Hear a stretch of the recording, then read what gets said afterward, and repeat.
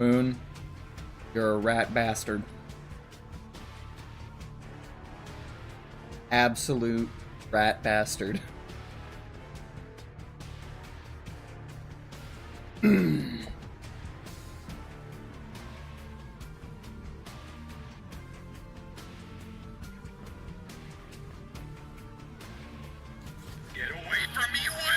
Love me.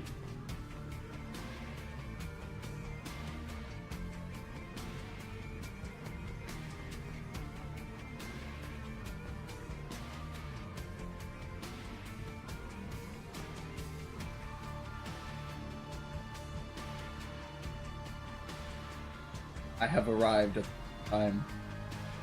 Yes, you have. If you guys haven't noticed, I've got all of my shit working. Thanks to Moon. So if you type !commands into chat, it'll show you a list of commands, or it should.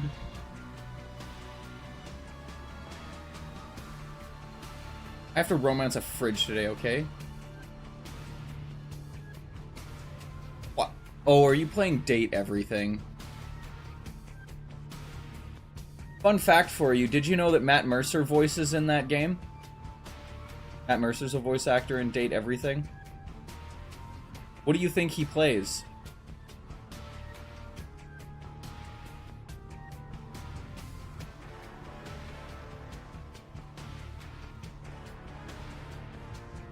Yes, my sound alerts are finally working, thanks to me.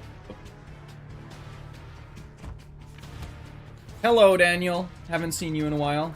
He plays the D20. Yes, he does. Which is very ironic and very funny. I think Laura Bailey and Ashley Johnson are also in that, which is just, like...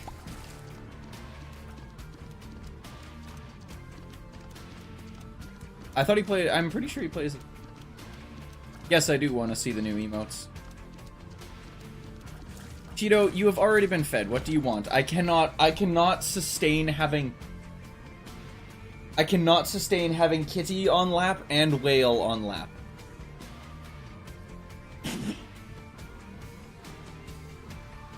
You hear that, Cheeto? Cat picked Sammy over you.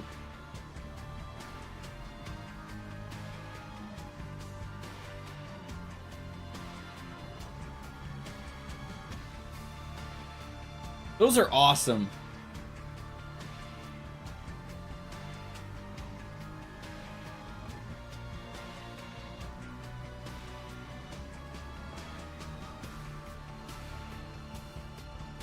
The only emotes I have are these.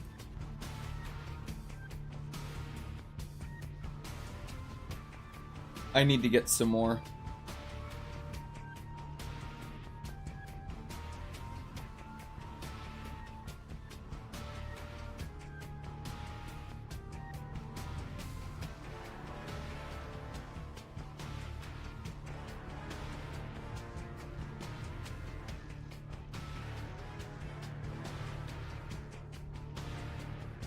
Guys,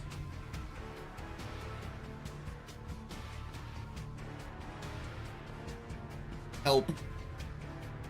How am I supposed to play this game right now?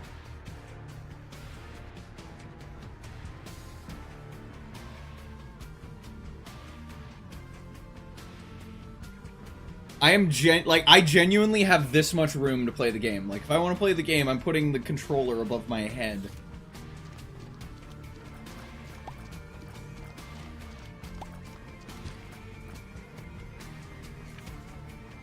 I don't believe in me.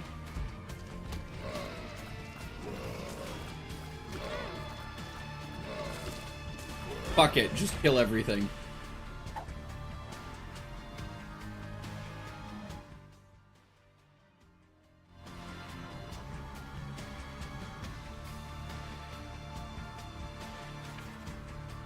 Okay, okay, yes, I know you want love.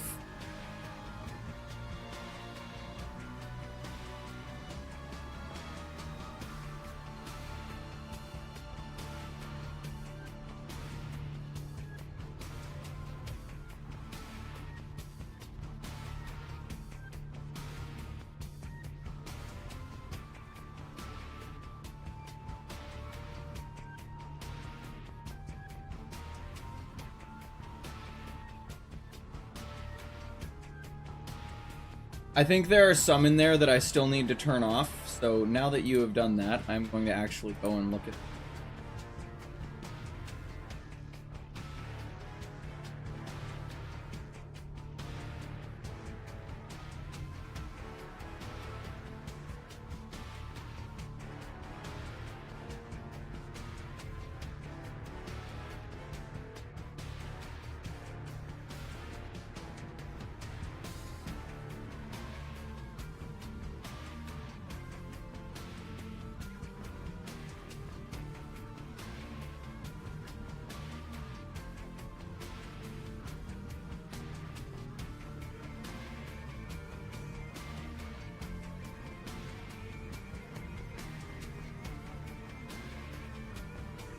Guys, help. Please tell me everyone else is seeing this. This cat is just... She's never like this. She is never the screaming love me cat.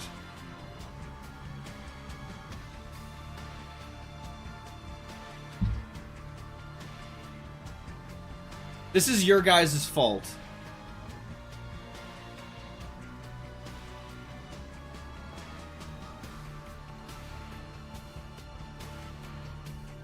Yes, she's fixed.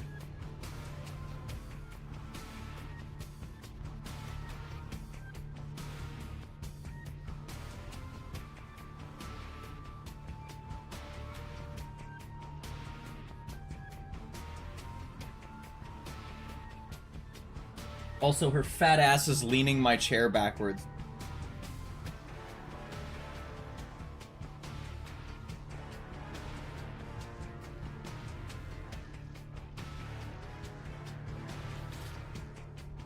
I might honestly just restart, because D7 is... We're just gonna restart.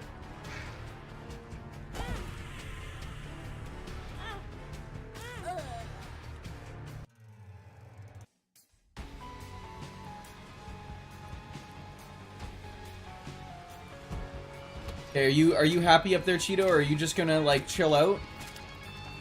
You're just gonna hang out up there? You hang out up there, we're okay.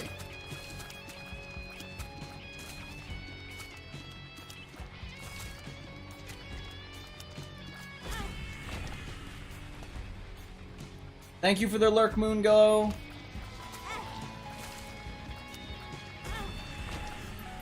I would love to hear a revelation that you have had.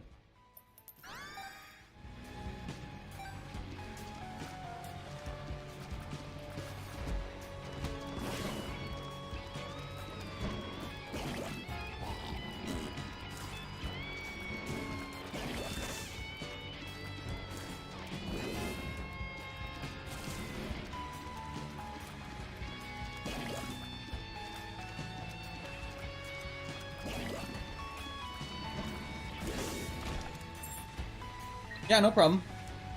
Also, if you guys can't see, I have pinned a question to the top of chat as something to discuss, because this is something that I really, truly enjoy talking about, are different scientific theories that everyone else seems to enjoy. As I have my own set of scientific theories and certain things that I really enjoy talking about, but I'm curious if anyone else has anything specific that they really like thinking about or talking about. And this can be any sort of scientific theory or scientific conundrum. It does not necessarily need to be, you know, pertaining to physics or chemistry. It can be pertaining to biology or psychology or sociology. Though sociology, you might get a weird look from me, as I don't really consider sociology a true science. I consider it more a, it's a social science, so it's kind of in its own vein. Well, okay then. Can't wait, I'm gonna go see a movie data. Oh, what movie? Isaac.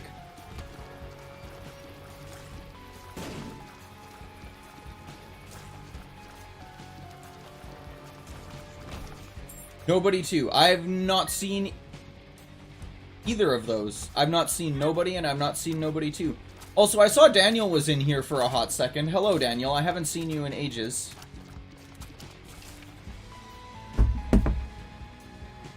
Okay. Hold up. I gotta come a little closer. I'm sorry, Cheeto. The evolution versus creationism belief system makes me think of how they discovered solar wind. If you do the math, thinking nothing is there, then you will prove nothing is there. But if you try and prove something is there, you will find something there. I do my math in a way that proves there is a God, and some other people do the math proving that there is no God. I choose to believe in a different... Okay, so here's a really... You have just actually, like, stated something that I always found super interesting, Valkyrie.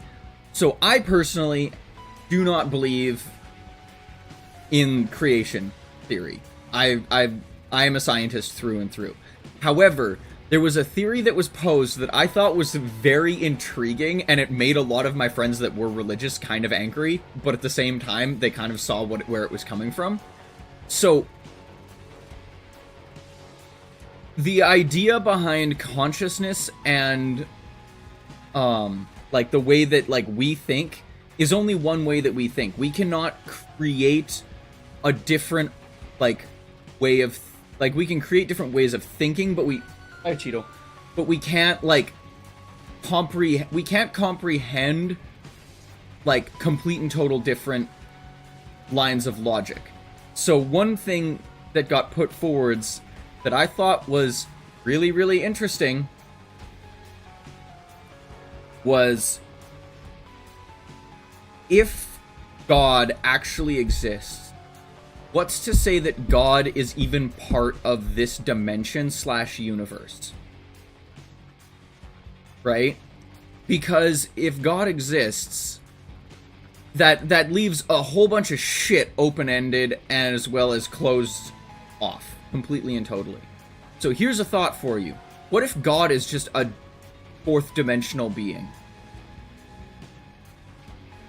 So here's the way to think about it. The first dimension is a point, right? The second dimension is a flat plane, right? Me and you, we create two-dimensional beings every day.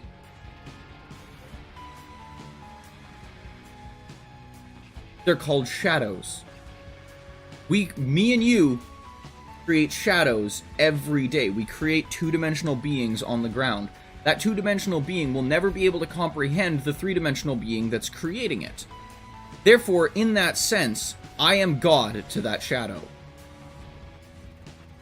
So that theory could translate to all of us, humans, are shadows of God, who is a fourth dimensional being. And the irony is, God might not even know he's created us, because we're a shadow. It's something that their consciousness might not even comprehend.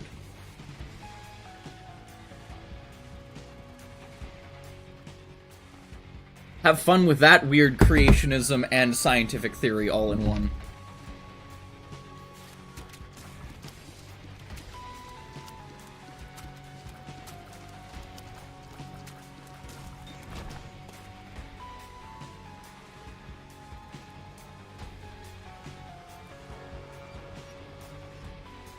That's awesome. I'm glad you were working on stuff, Daniel. It's always better to work on stuff than to just sit idle.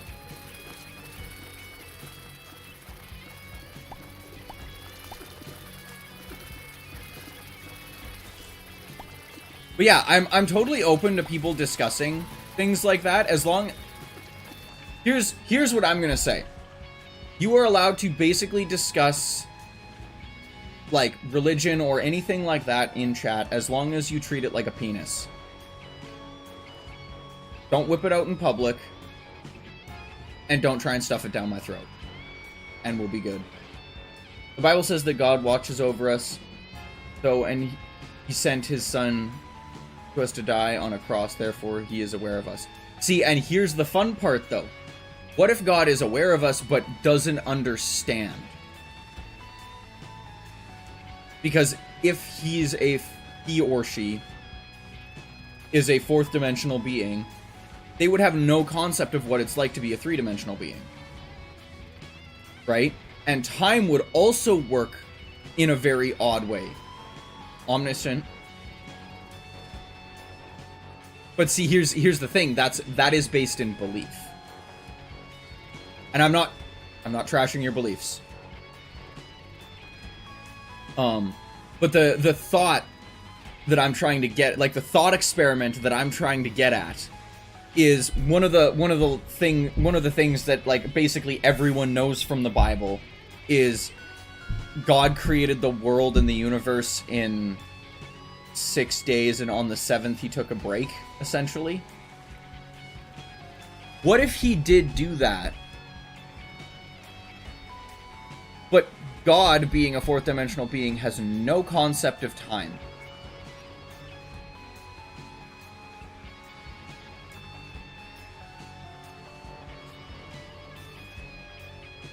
Oh yeah, no, I'm totally down to debate ideologies. It's a really fun thing for me. I've just had bad experiences with it before, so I tend to try and, like, front load with everybody, like... I'll talk with you about it.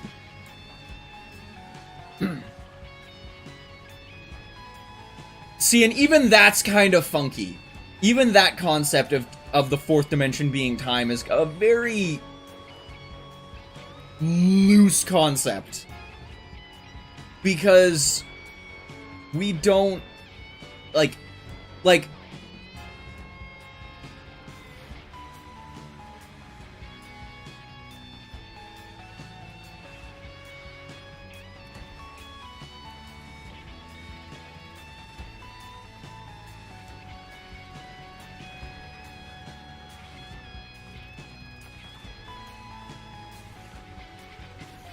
like more talking about that, like, so, like, a fourth dimensional, like, object. Do you guys know what a tesseract is?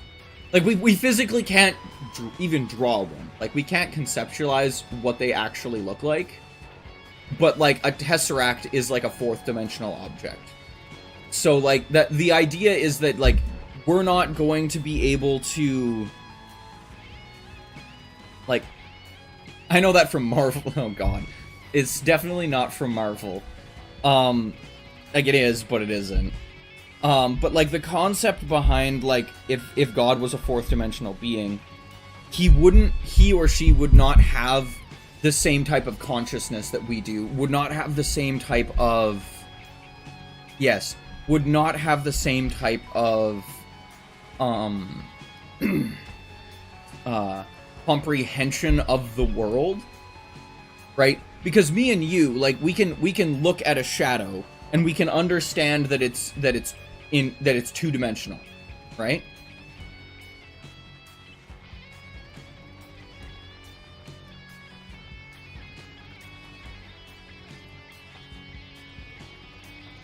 Oh no, and that's the thing, like, I would technically classify myself as someone who believes in, like, the Nordic gods, just because it's more fun to believe in something than nothing at all.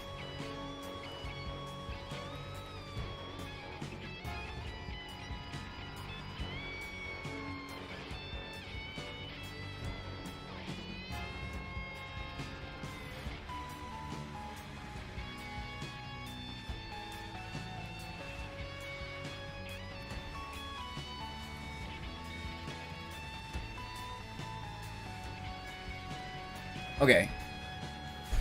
Back to the game. But yes,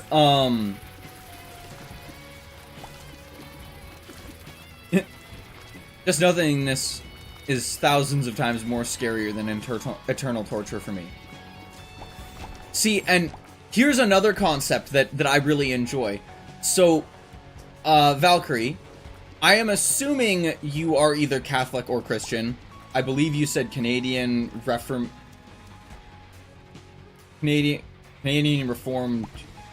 Christian? Canadian Reformed Christian, I think is what you said last stream. So here's a thought for you. Most of what I understand, hell might not even, yeah, I'm Canadian Reformed Christian. Yeah, so hell might not even be eternal torture because hell is just separation from God. Exactly. So the irony of that is, Do you guys know where the idea of fire and brimstone and eternal torture came from? It's not even from the Bible. It's from the book Dante's Inferno.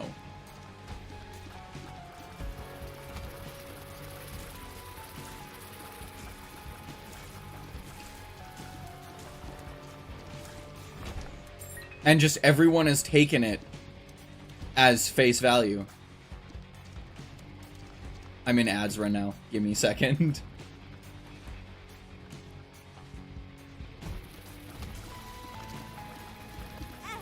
Ow. I'm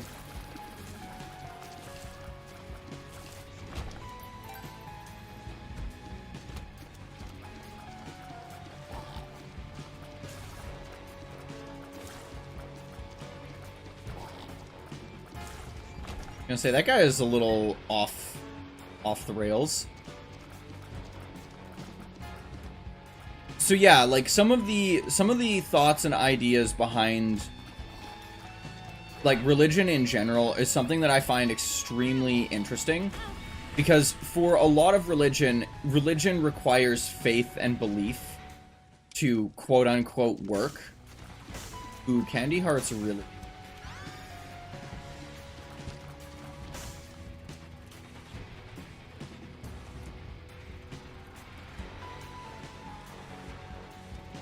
But even then, like, the technical definition of, like, hell is just spending eternity without God. Or specifically without God with a capital G.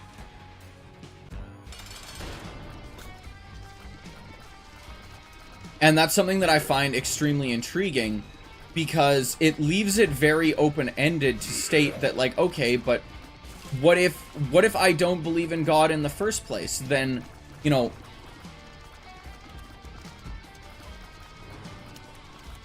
it's a small health up. I agree. But if hell is just eternity without God, then wouldn't that be like an awesome thing for some people? Like, not everyone believes in God, and some people really do not like believing in God. So for them, it wouldn't really be torture or, like, terrible at all. And I think that a lot more people need to understand that.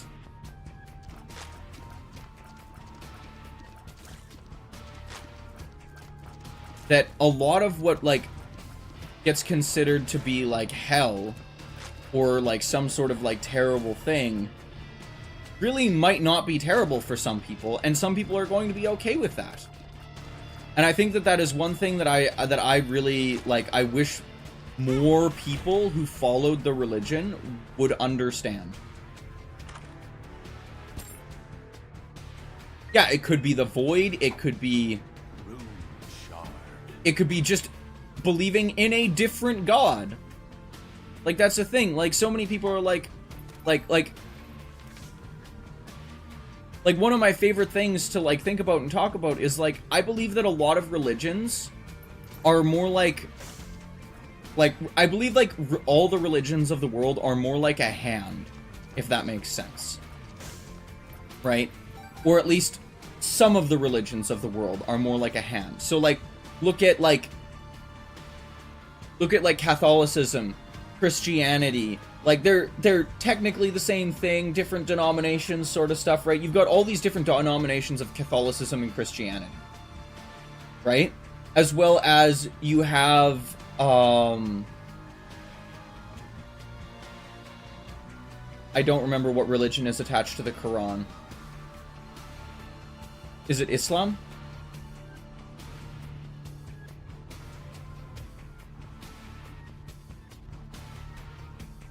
It's Islam. Thank you.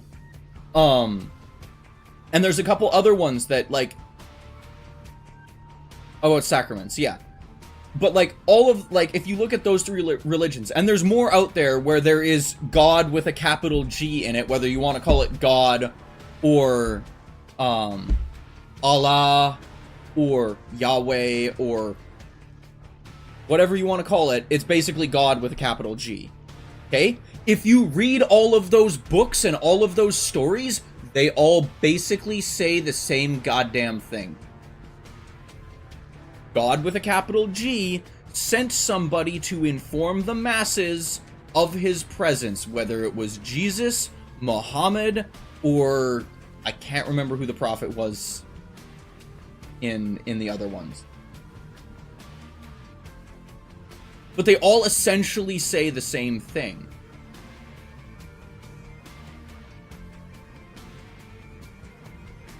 Abrahamic religions. Thank you, Killer Canoe.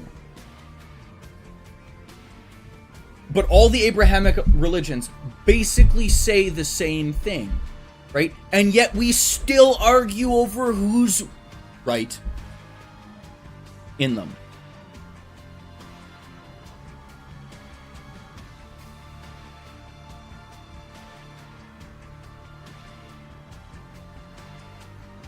Now, again, what I'm going to say right now, because I know that Valkyrie might disagree with me on this fact, and that's okay.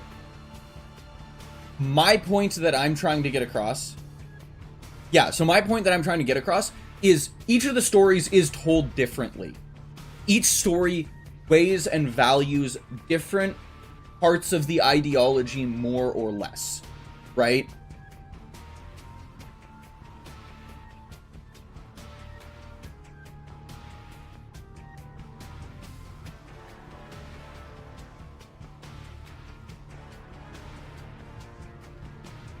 Okay, and see, like, that's the thing. So, like, here is my thoughts on it.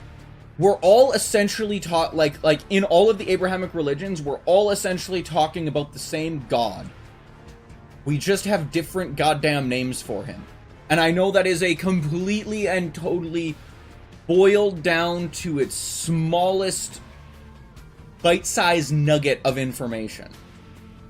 I know that there is so much more convoluted and contextual things attached to that statement.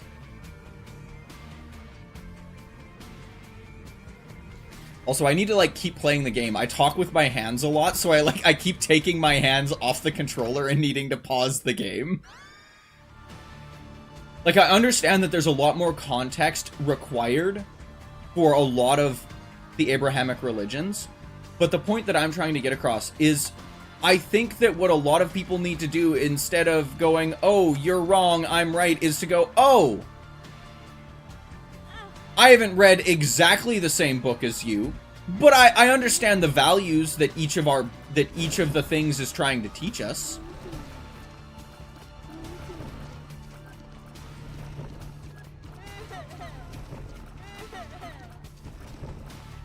Cora, yeah.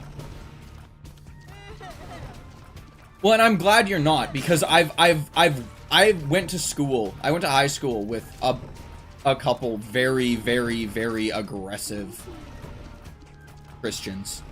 And don't get me wrong, they were nice people, as long as you didn't bring up religion. And I know that sounds terrible, but that's the best way I can put it. They were very nice people unless you brought up religion.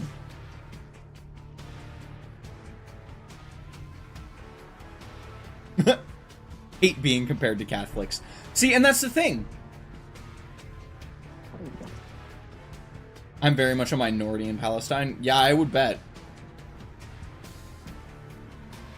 See, and like, that's my thought too. That's my thing too, is like, I don't really care if you have a religion, right? I don't care what you believe in. Because at the end of the day, most people have religious beliefs because it helps them get through their life. It helps them bring meaning to their life and what they want out of it. And that, to me, is definitely the more important part of a religion, is to help people understand and to help them cope with what's happening in life.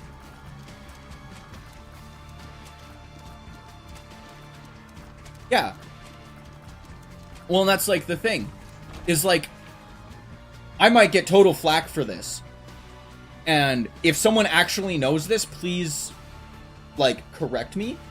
But I'm pretty sure that a lot of the statements in the Satanic Bible are not even like contradictory to the regular Bible.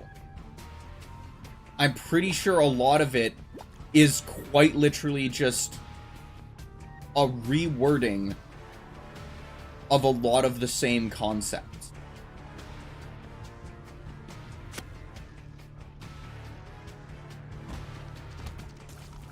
Like, a lot of the stuff is quite literally just like, don't be a dickhead. Like, don't be evil to, like, your neighbors. Like, don't try and prosecute your neighbors. Right? And, like, and then let's talk about, like, non-Abrahamic religion. Right? So, like, let's talk about, like, Buddhism. Here's a fun question for everyone. Does Buddhism have a god?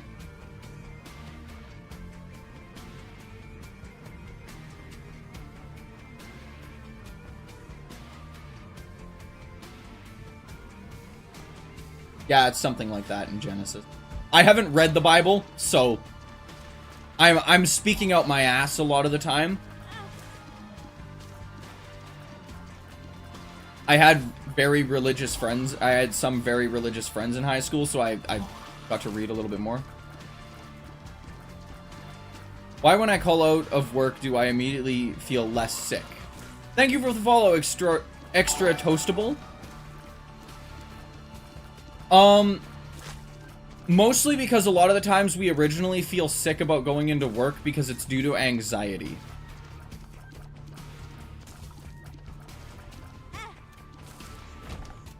And then after you are done calling in sick, you feel less anxious because you've now completed the task that you set out to do to take care of yourself. Damn, bro, why not call me out? I'm an anxious ass boy.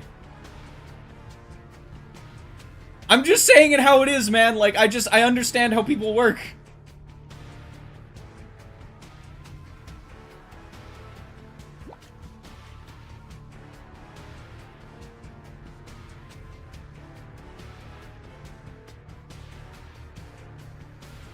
I'm an anxious ass boy.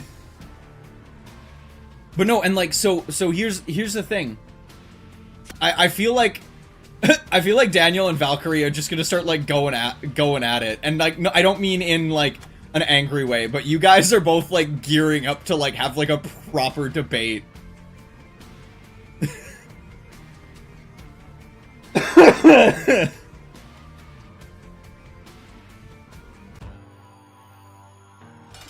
Well, and see, like, that's the thing too. I can understand why a lot of people would consider some things that happen in the Bible evil. I would lose a debate. Dude, I'm not a religious scholar at all. The thing with debating people is just believing in what you're talking about.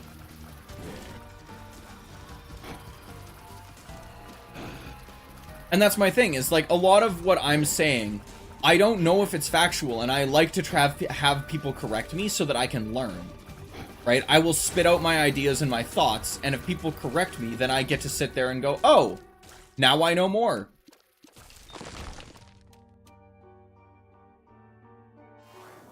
Well, see, but see, at the same time, that's why we're talking about it, because I want to, like, foster some sort of understanding.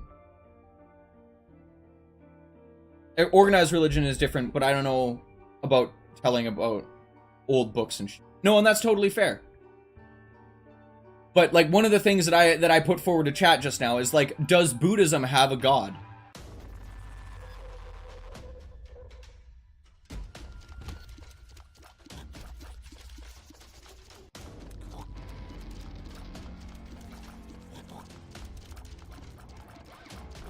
Ahem, Charlie Kirk.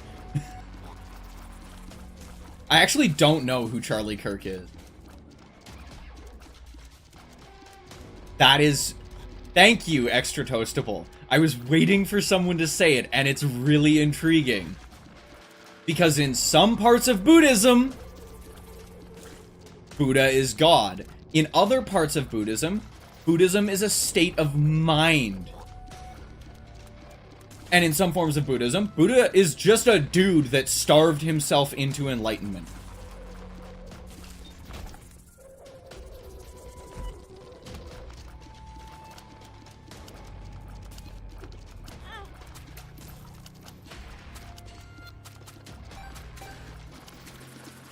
No, they do, and it's super interesting. Talking about religion, I think Mega is a cult. You don't need to even like think about that.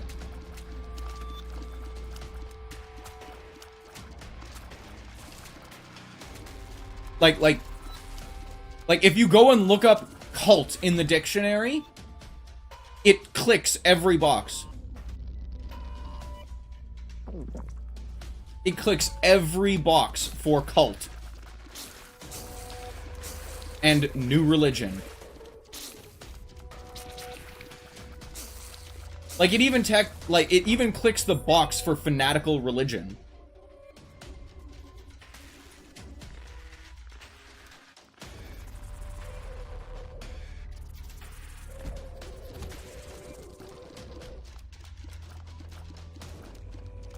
And 5 trillion to Israel.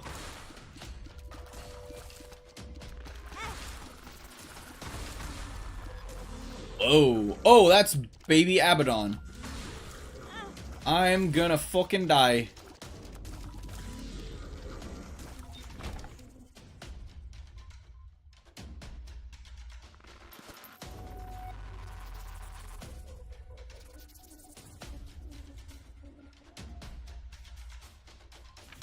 I mean, same concept. I do not have Tainted Lilith yet. I'm actually, so here's the thing. So, Extra Toastable, you have not been here for very long. My goal for this save file was to start at Isaac, complete the whole character as much as I could, because obviously some unlocks need to happen first. But basically, I'm trying to complete all the non-tainted characters before I start on the tainted character. And I'm trying to do them in order. So, I need to complete, like, full completion one character before I can move on to the next. Lilith is my last character that I need to full complete.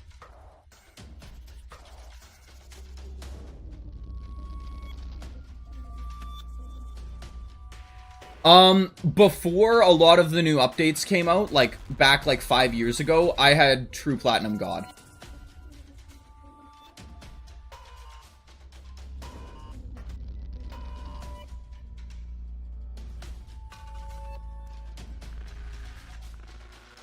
Yeah, that's scary. Isaac's so well made. It is. Okay, Tammy, you gotta go away for a little. Sit menacingly in the corner.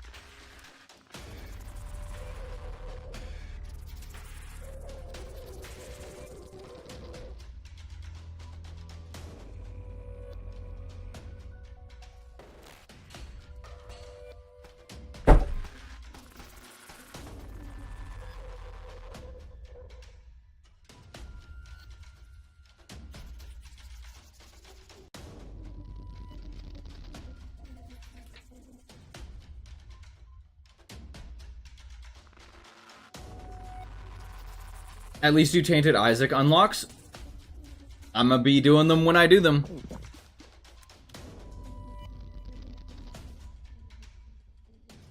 Glitch Crown? I've heard a lot about Glitch Crown. I've never used it. I'm gonna turn my lights down a little bit. I like how I asked, like, what's your favorite scientific theory, and we immediately switched to theology.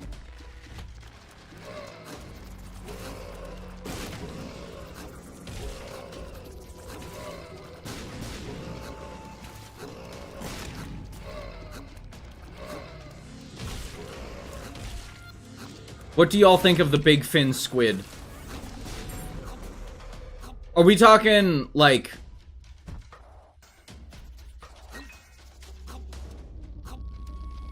I actually don't remember. Favorite scientific theory, the backflip is the most badass thing ever. Really?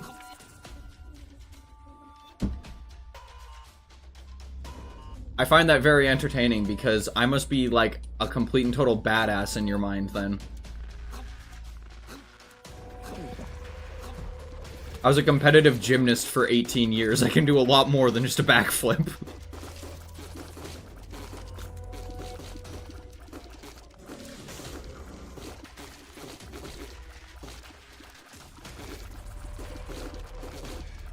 All tied for first. Awesome. Yeah, you can send an image of it. Also, just a heads up, if you guys type exclamation mark Discord in chat, oh yeah, it won't let you send that.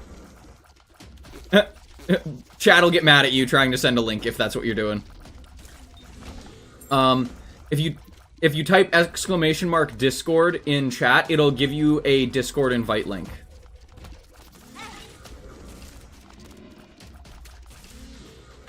I forgot to mention that.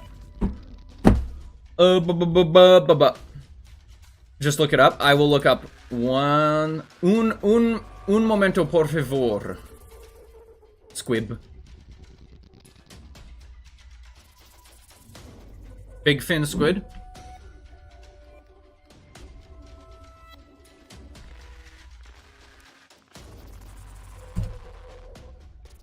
Oh yeah, these guys. Isaac is fully 4-player now. Oh yeah, I know these. Big fin squid are super cool. They're fucking terrifying. But yeah, they're super duper cool.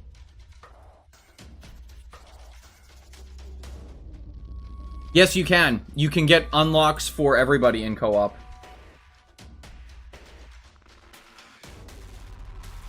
I wonder what else is down there in the ocean. Dude, the ocean is wild.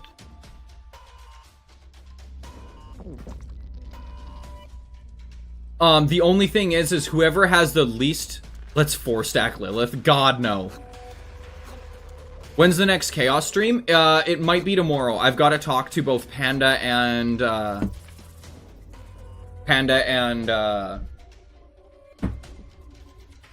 Moonglow. God, I could not... I, for some reason, was blanking on Moon's name. I was like, what the fuck is her name? Hades Zone creatures are terrible. Bro. The fact that the statement, we know more about the surface of the moon than the bottom of the Marianas Trench and the ocean, isn't a good enough descriptor of how fucking ridiculous that is? Thank you for the lurk, Valkyrie. Enjoy the tools.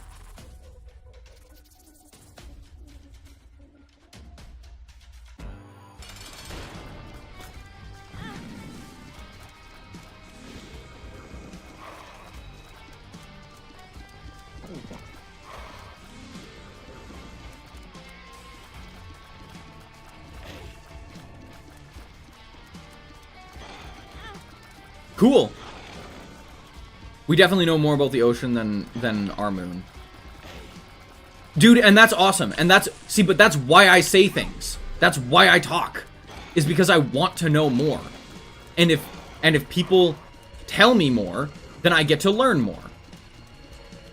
And that makes me happy. And I'm dead. There's just less to know about the moon.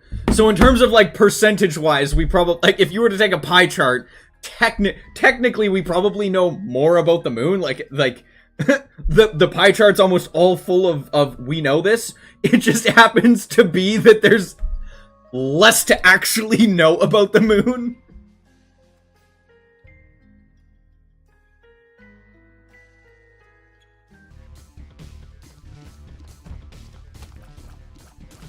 The moon is fuck all, bruh, yeah.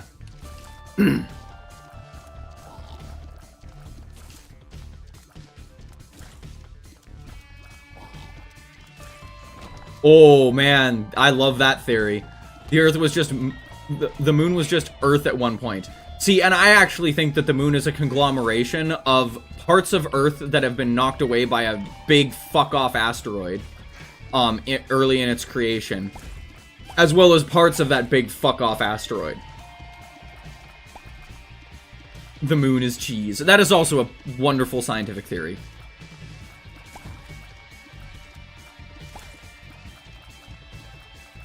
It was made by Big Cheese.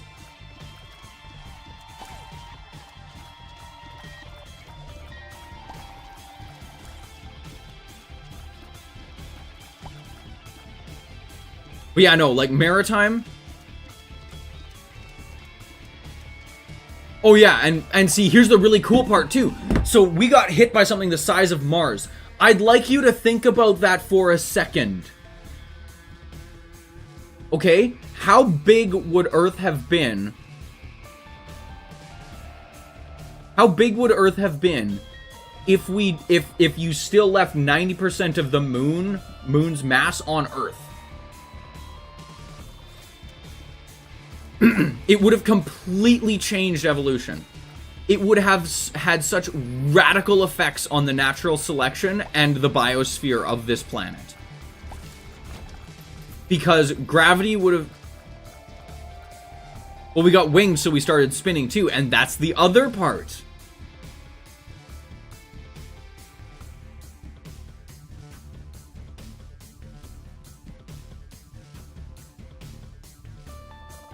Because moon grants us light. And tide, yeah. No, there's a lot of stuff that would happen if you just fucking removed the moon.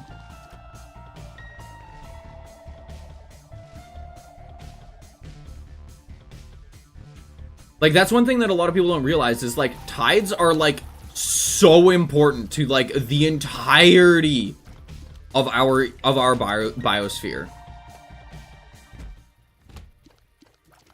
Oh, it would not just be bad, it would be horrendous. Nah, it's a miracle we exist. Oh no, it's true. I'd survive. So here's the thing though. So, is anyone in chat familiar with the panspermia hypothesis? I'm a big sentient caprice.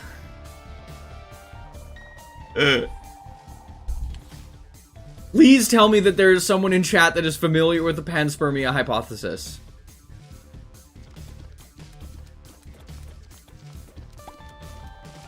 About seeding life on different planets?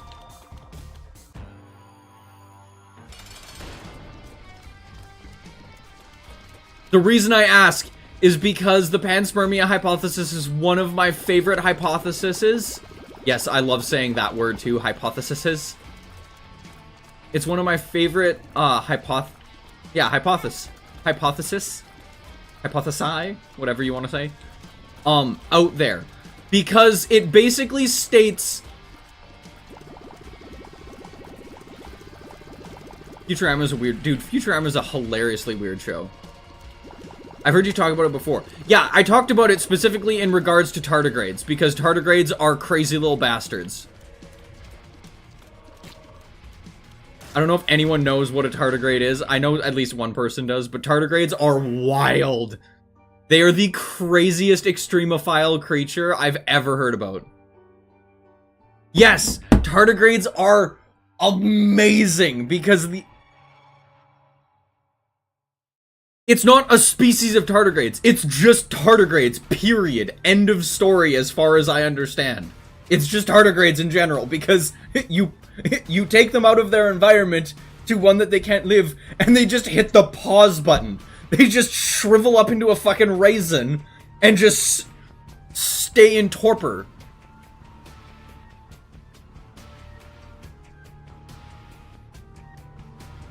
Like, they just stay in this tiny little fucking, like, raisin for eternity, and you throw some water on them and they just rehydrate and they go.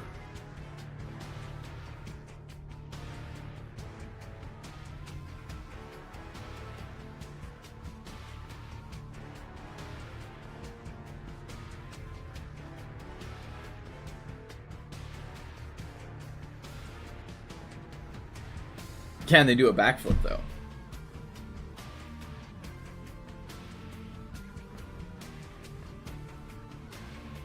And does one require gravity to do a backflip? Depends what you define a backflip. Because if it was just doing 360 degrees, rotating on a lateral axis backwards, then no.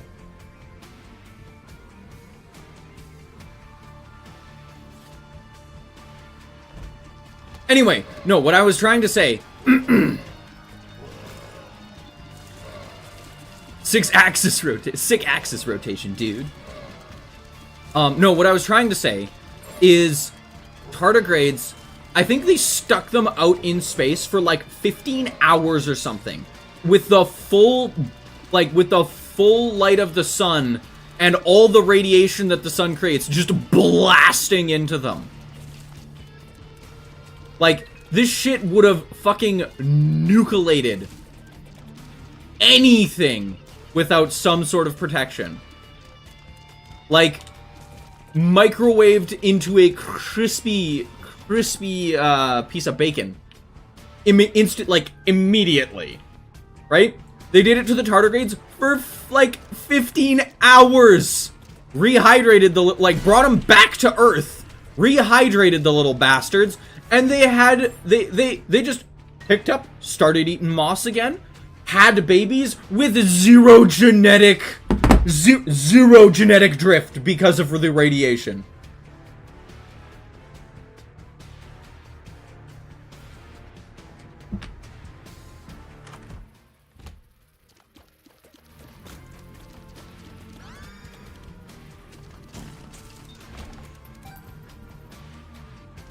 Like, you cannot tell me that tardigrades were not the reason humans are on this planet today. Like, I refuse to believe.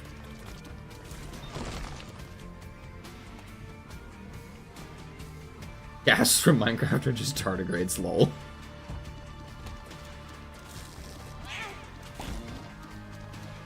Like, I'm sorry. Tardigrades or some, like, ancient, like, absolutely, like, astronomically ancient, like, precursor to tardigrades is why we're here. Like, I'm sorry. Which opens up a whole other really cool can of worms, because that means that it's possible that there are other worlds out in our galaxy and in our universe that share a genetic ancestor with us.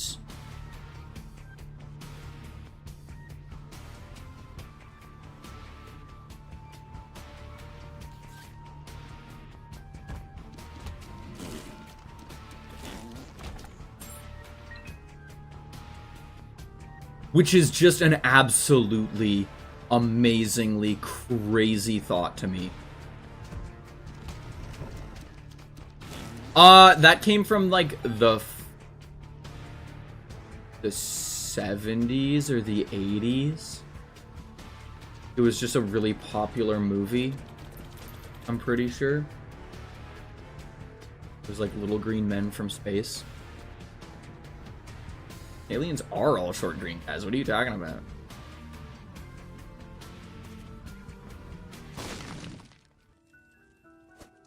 Bro.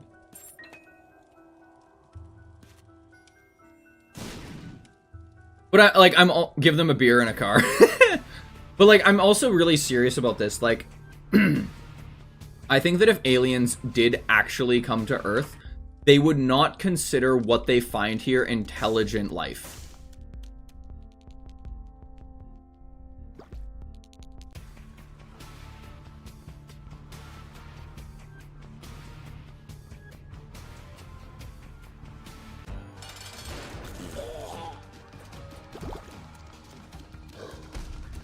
Because humans are still fighting over mystical, imaginary lines in the sand.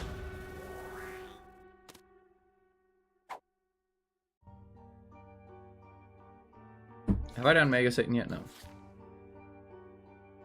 Yeah, they'd suck out souls for sugar and spice like colonists. I mean, that is also a definitive possibility. Like, I don't know if any of you guys have read or watched The Hitchhiker's Guide to the Galaxy. God, I'm fucking dating myself when I say that.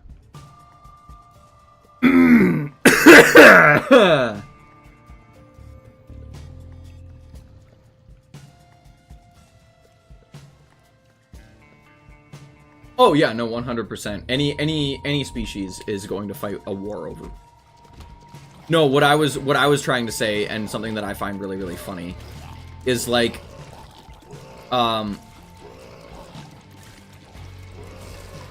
you're reading it right now. That's even funnier.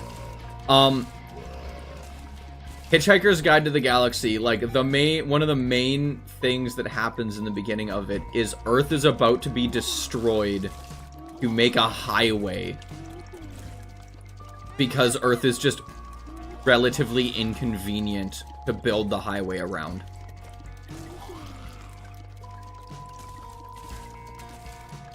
You're reading Dark Tower right now?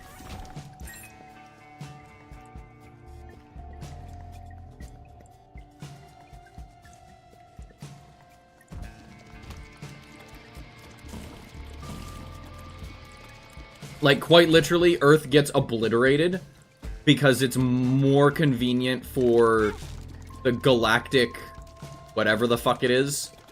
Whatever they have as, like, a governing body. It's more convenient for them to just delete Earth rather than try and build around it. So they literally just, like, show up and they're like, hey guys, you got 23... It's like some really random number. It's like 14 minutes and 37 seconds or some shit. Have you seen Don't Look Up? No.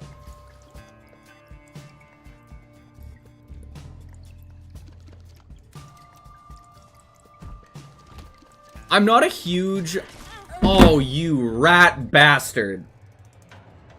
I walked right into that. I should be checking these rooms out, too.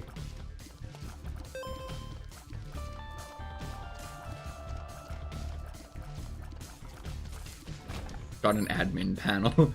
Just go kill at A.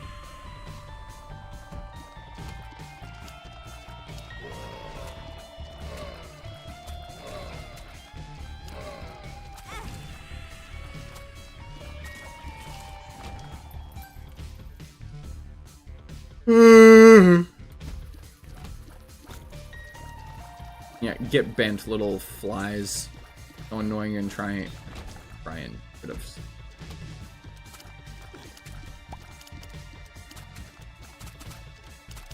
Whole world into maple syrup. We would die.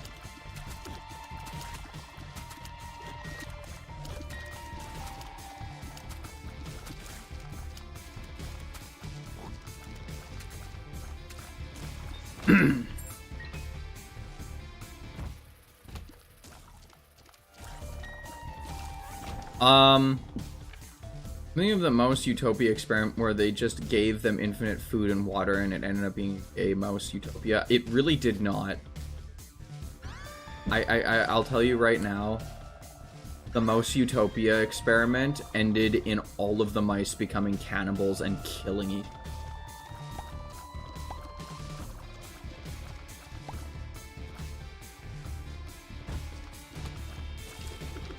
Because they couldn't move.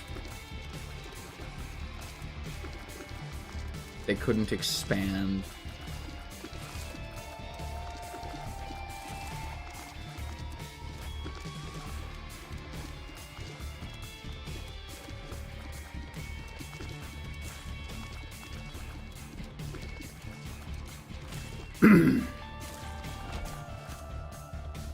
No.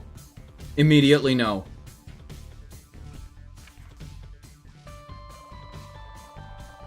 I'll put it this way, Valkyrie Soul. Would you be able to receive blood from a chimp?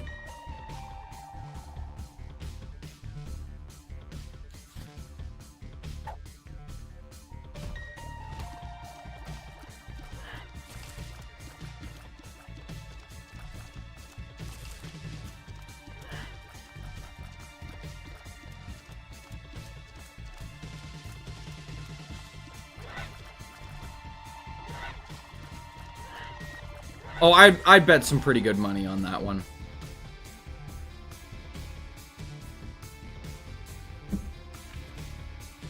Yeah, but it would kill you. If you received a blood transfusion from a chimp, Valkyrie, it would kill you.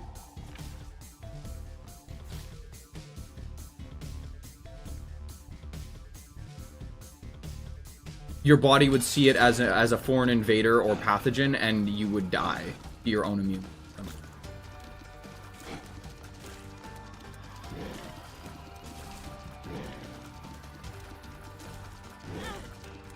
I'm chill with that. That wasn't the question. The question... No, it would need to be the same species of bird. Essentially, if you're getting a blood transfusion, it has to be from the same species as yourself. That's just how it works.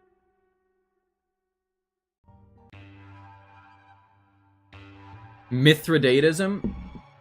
I have no idea what that is. I have absolutely no idea what that is. Please explain. Enlighten me. Expound. Also, can I just say, that's like one of my favorite words. Expound.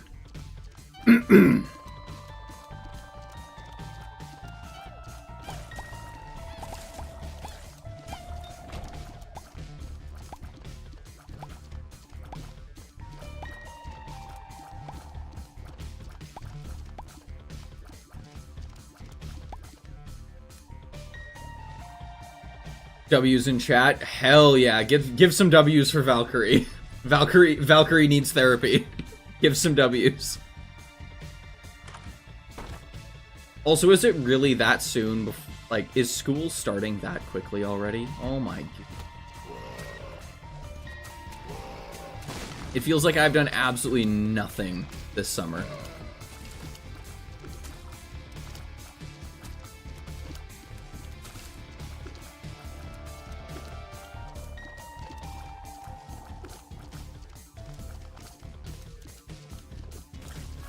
That's hilarious.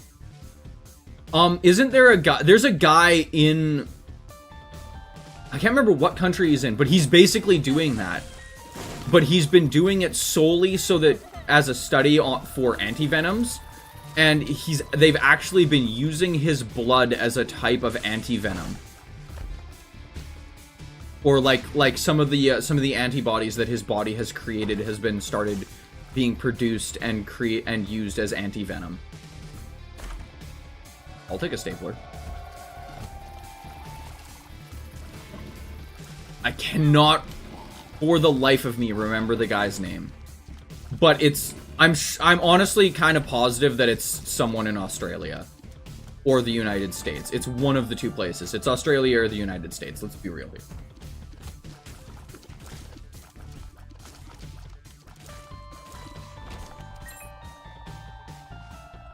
If it's not, I'll give Sammy a hug. Theoretically, it would work perfectly, but it only works on certain types of poisons. And it might leave behind some toxins in the liver, though the medicine might be able to flush it out. Theoretically, you can become toxins. That is true. You can theoretically become immune to neurotoxins.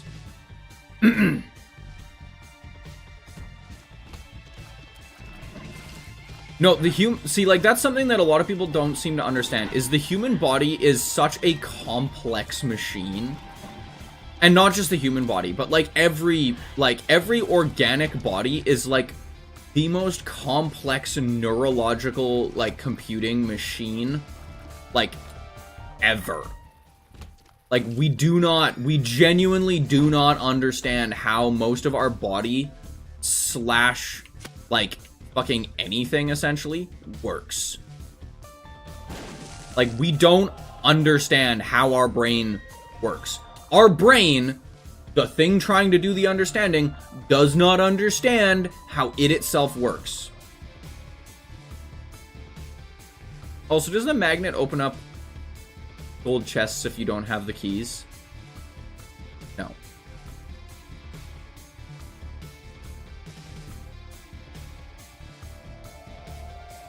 Oh, I would believe it. Ultimate concoction of poison. Yeah, no, I would believe that in a heartbeat.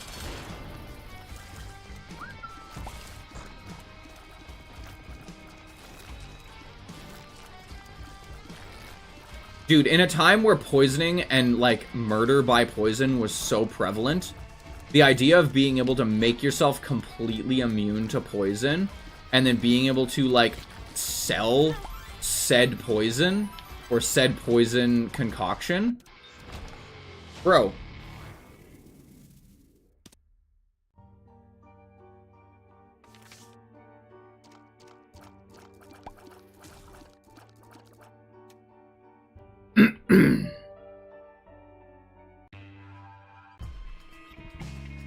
Yeah, I just find it's so fascinating, like all that sort of rune bag.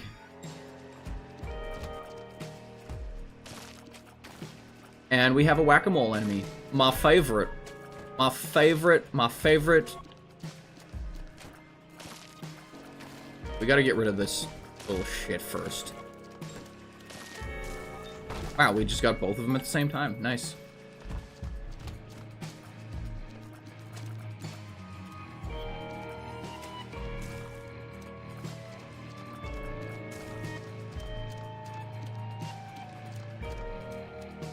Oh, millions of people would do it in a heartbeat. You are correct.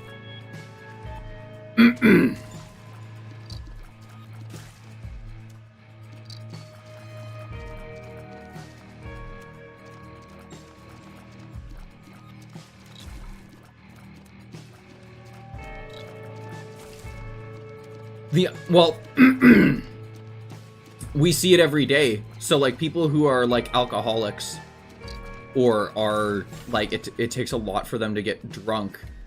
People that are alcoholics are actually immune to alcohol in some ways. Like they genuinely do not experience all of the debilitating effects of alcohol after a little while because their body just knows how to deal with it. Whether it's psychologically or physically, their body learns, or the brain learns, how to deal with the side effects of being intoxicated. Which is both sad and understandable at the same time. Which is just, again, in and of itself, pretty sad.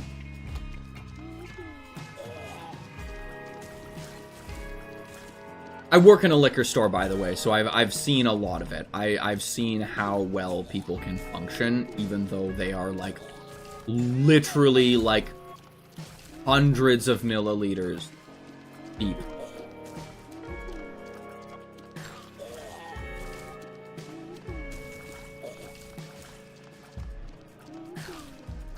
And when I say hundreds of milliliters, I mean, like 500 to 600 of, like, 40% alcohol.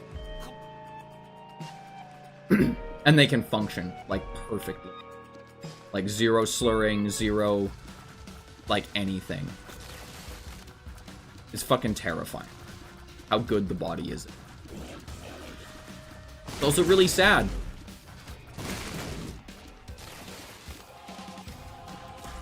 Yes, that's literally what I was just getting at.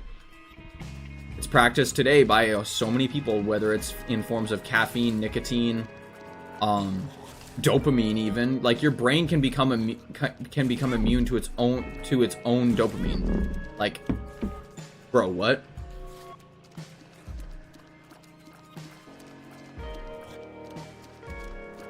I will read that in just a second, Valkyrie. I missed it. I think I'm a really nice person because of my self-worth issues and some misrepresented religious messages leading me to believe I would be a burden on society otherwise. Thumbs up. Yeah, no, that's...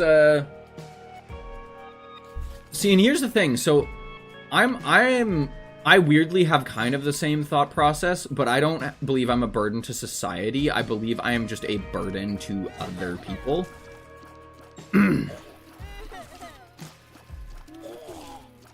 And to be fair, therapy does help with that. It has made it a lot easier to cope with those negative emotions and negative thought processes. But a lot of it mostly just has to do with, like, you just need to be willing to accept that if people don't change something, they choose it.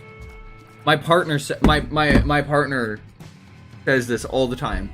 If you don't change it, you have chosen the thing. Right? So if you're complaining about having a shitty job and you don't change your job, you are choosing that job. Okay?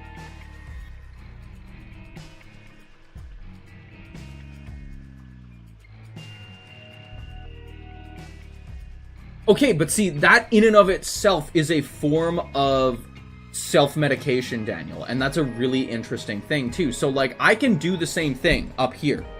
Okay, if I feel super depressed, I go and blacksmith because it's a creative process. Okay, and that creative process creates dopamine, and that dopamine kickstarts serotonin production, and that serotonin production helps you even out those emotional imbalances that are causing you to feel depressed. You're just doing the same thing by going and looking at functionally artwork. You're going and looking at the beauty of nature and humanity and society.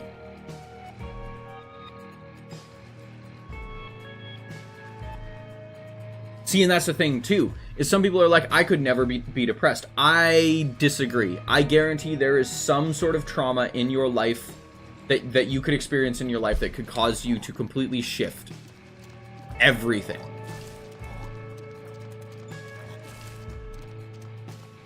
For most people, it's usually the loss of a limb. And then again, there is also a neurological condition that causes people to be like quite literally unable to feel like sadness. There's actually a psychological condition that makes people unable to feel sadness or like ill content.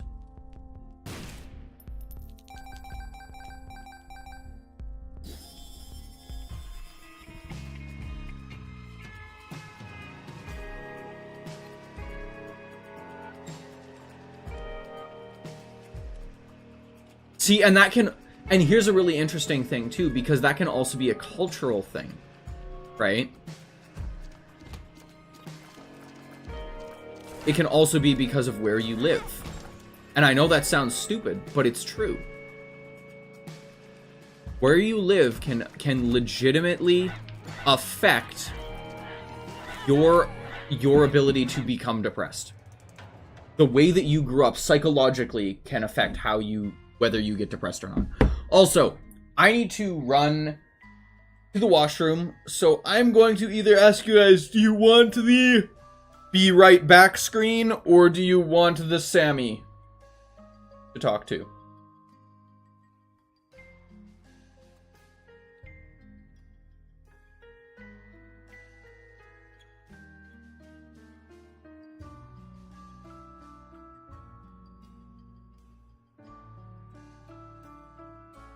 Ah!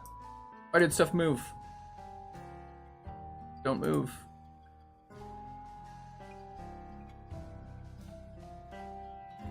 Un momento, por favor.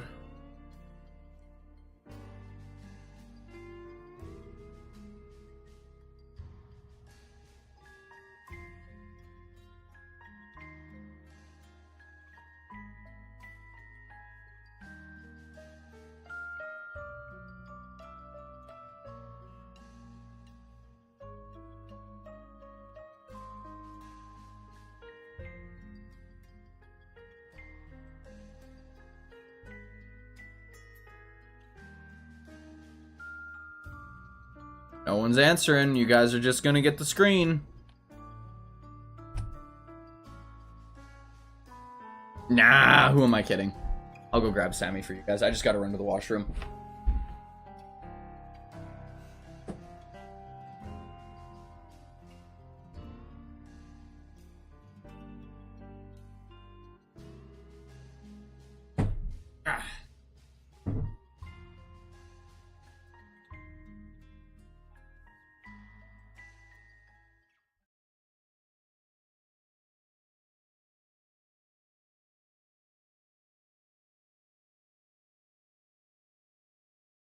Give them the serotonin. Also, just so you guys know, Sammy's full title is Lord Samington the Third, Lord of Serotonin. Just so you're aware.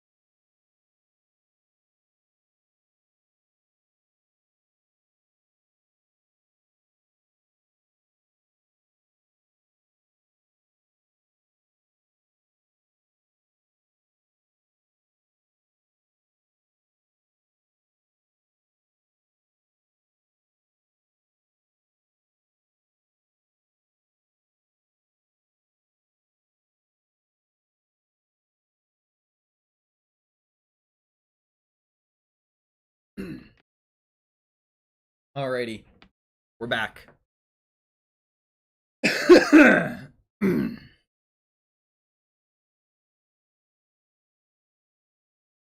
gotta head out. Have a great rest of the stream. Thanks, Valkyrie. Thank you for stopping by. You have a wonderful time.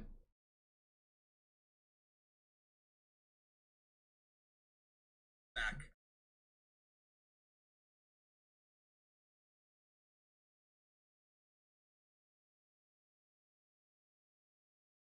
See, and I find that super interesting there, Daniel, because to me it really, really depends on like what someone's definition of depression is too. Like a lot of people think depression is like always being sad or unhappy or whatever. A lot of the times it isn't.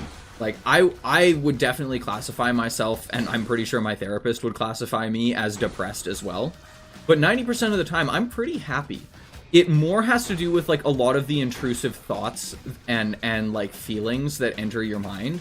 So like I have a lot of very like dark thoughts and a lot of very unhappy thoughts about myself and about other people in my life and how I view the world.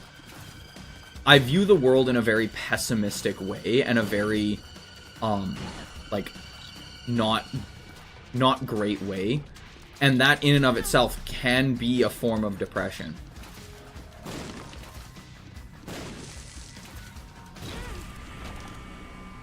But I also think that's part of being Palestinian. And that, like, see, and that's the thing, though. Is, like, you consider that normal. I would not. To me, that would be, you know, depressing. Right? And sure, some people cope with their with depression a lot easier, and some people cope with it, like, well. But I don't think that I don't think anyone is fully, like, not, so, like, you can be not depressed. Like, you can feel happy and just be having a good time. For sure. And that's okay, and that's a good thing.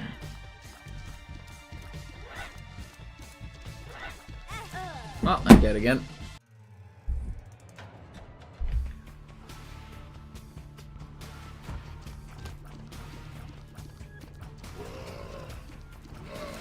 So, okay, so even that in and of itself is, like, that's a great definition for depression, but it doesn't necessarily mean, like, that someone might have depression, because depression goes along hand in hand with a lot of other psychological conditions, such as bipolar disorder.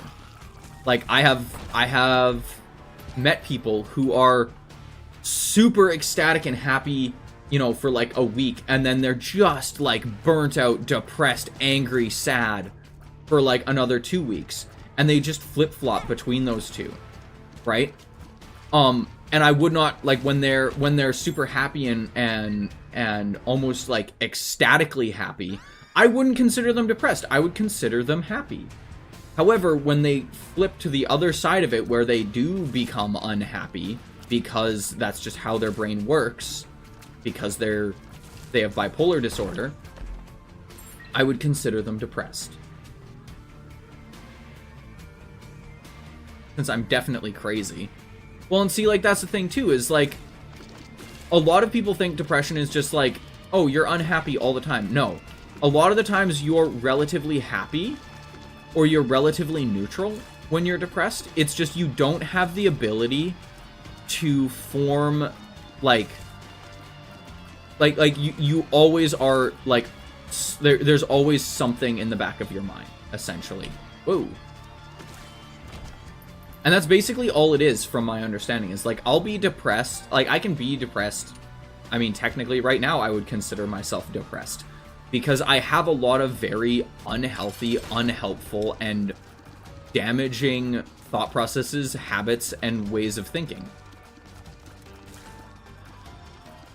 But I would not consider myself sad or unhappy right now.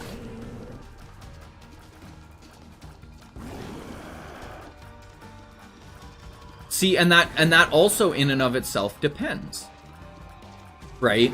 It depends on where you live, who you are, and how you function. So, like, one of the biggest things to talk about, like, being crazy, right? Like, when people think of being crazy, a lot of people think of, like, psychopathy or schizophrenia or, like, other sorts of mental conditions. A lot of people would also consider me crazy. I'm trying to make a living being a blacksmith, which is an outdated art form, like, by, like, centuries. And a streamer. Like, literally the thing that's keeping me going is delusion. Delusion that I can actually do it. And delusion, in and of itself, is technically crazy. So to me, it's just another word for the same thing. Like, I don't think of myself as crazy. I just think of myself as someone who believes in themselves to the point of possible delusion. Oh, 110% you are. Like, and I'm not saying that to be, like, rude or mean. Like, 110% you are probably developing psychological conditions based on trauma. 110%. I guarantee, with where you live, you probably have some form of PTSD, and you wouldn't know it. You would not know that you have some form of PTSD until you went into a situation where that shouldn't happen.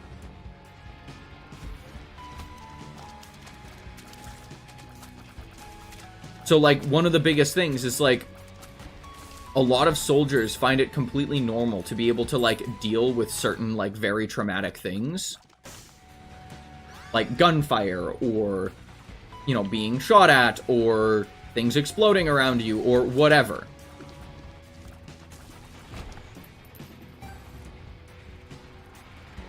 I know I have PTSD because whenever I feel a bang on a car door, I flinch for a bit from explosions. Yeah, and that's the thing. That's PTSD. Right? But that doesn't necessarily make you crazy. That means your body has an overdeveloped survival instinct based on external stimuli that has been, like, that has been presented to you.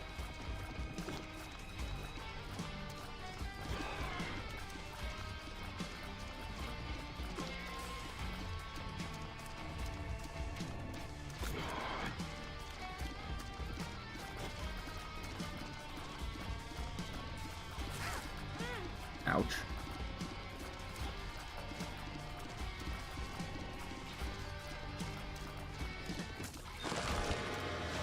Wow, we got pentagram. We got damage up. Nice. And I'm really sorry to hear that, Daniel. Like, that sucks. That is something that you have needed to experience and understand.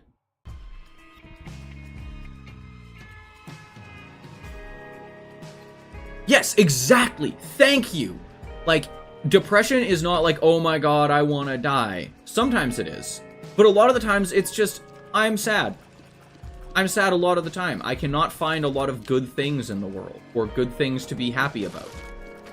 And that's it. That's depression. That is depression in a nutshell. You are just unhappy with how things are going. And you are consistently unhappy with how things are going. That's it.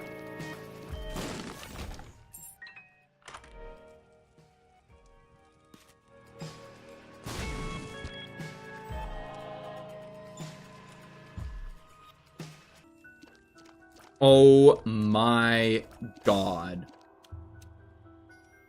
Do we want to get our boss room item and then our key?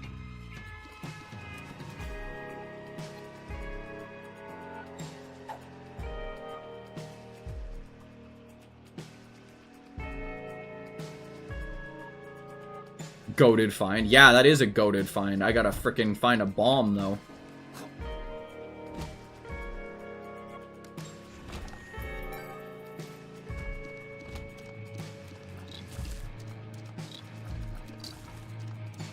But again, like, that's another thing.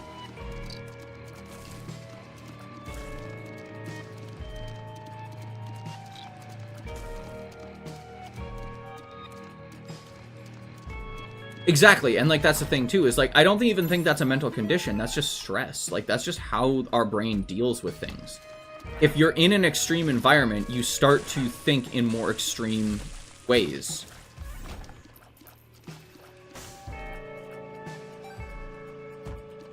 Not necessarily even in the sense of like extremism, but like you just start thinking like in ways that would be considered extreme to someone who is outside of your situation. But in your situation, they might not even be considered extreme. They might be considered completely rational.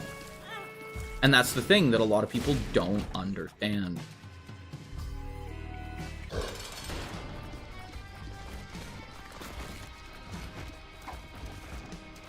Is like rationale.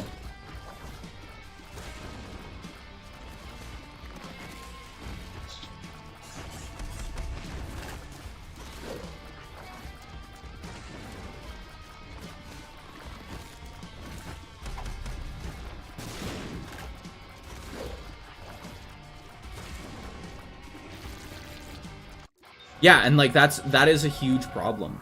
And I'm sorry that you're in that situation, my guy. Like that's terrible.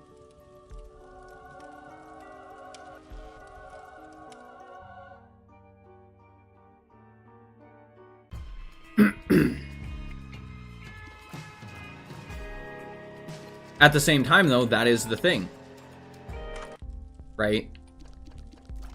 That is the world we live in, and it's one of the saddest things about the world.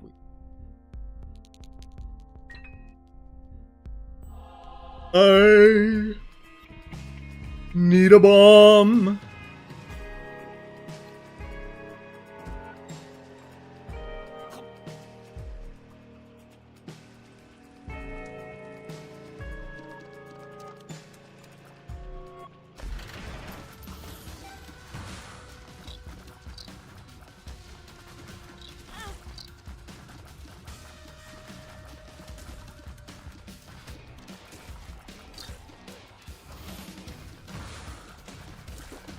Okay, so we can R key.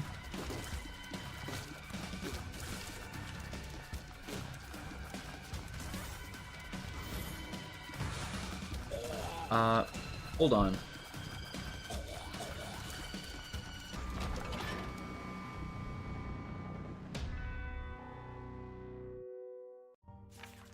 Realizing, wow, you can understand what it's like to get pressed, discriminated against.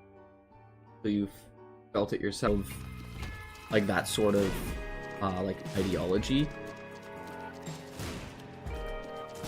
whether it be racism or just any form of discrimination, usually are people who have never actually experienced it before, right? Because if they experience it, then they realize, oh shit, this is really not nice. So apparently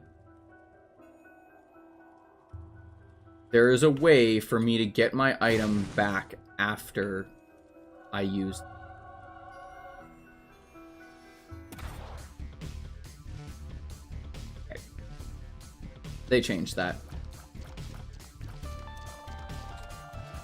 I'm a super supporter of the LGBT rights, and I'm super against immigration laws and ICE and MAGA and all that, just because of the war and the oppression I felt from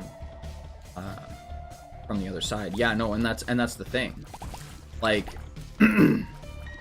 I truly believe that a lot of people would feel a million times, like they'd feel so much differently about how everything is going on in the world if they experience. Also, I think my partner just came home. Give me 2 seconds. Someone's in the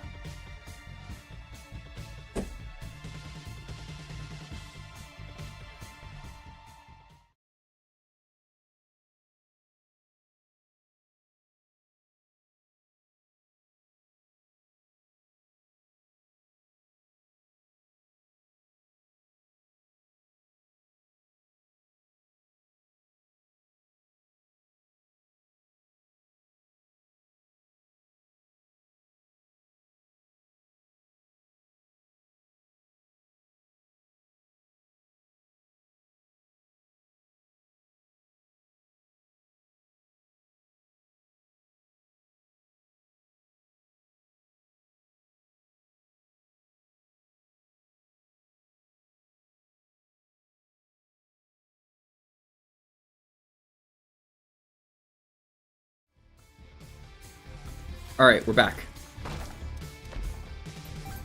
Well, I've lost my box of friends, which is kind of sad.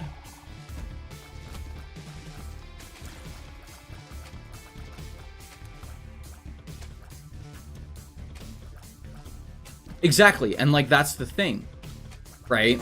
So many people don't understand that a lot of the times when you are like that, when you're discriminated against, like it's little acts of things. Like it's not necessarily like it can be people being shot and killed, it can be, you know, stuff like that, but it can also just be stuff like you just described. Like it can just be people just being dickheads, right? Because they think they're better than you. When in reality, we're all the same fucking species. And the sad part is it's prevalent in almost everything.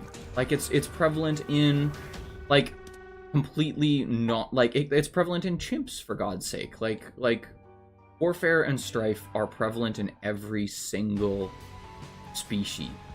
The difference is are most species, i.e. Chimps, it's over resources.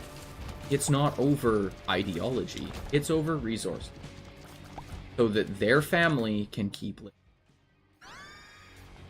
I don't have an item, so I'm gonna take it. And that's sad. It's just sad in general. I just don't, I don't like it. It makes me sad. Anywho.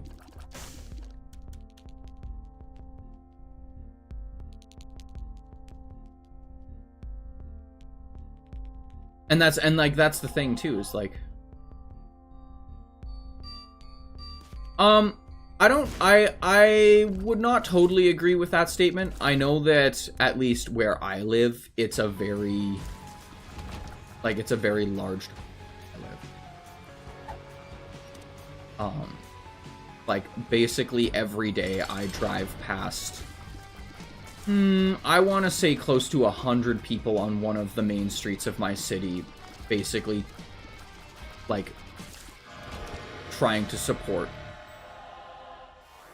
all the people being oppressed. Whether it's through, like, protestation and, like, wanting to stop the war or setting up food drives and bank thing. And I don't know if that makes you feel better about anything. But I can tell you, at least where I live in Canada, it's definitely not being forgotten, at the very least. And as much as I hate to be that person, I'm gonna just change the subject, Daniel. Preferably back to science, but I'm glad that you're willing to share this stuff, because, like, it is real. It's not something that's just, you know, happening, and it's not like, oh yeah, it's just a thing that's happening. No, it's not a good thing. It is something that needs to be talked about, and I appreciate that you're willing to talk about it.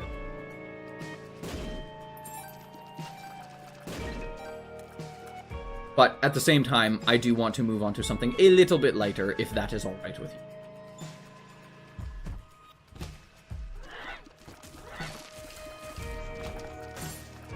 Amnesia Curse is terrible. Dude, it fucking sucks.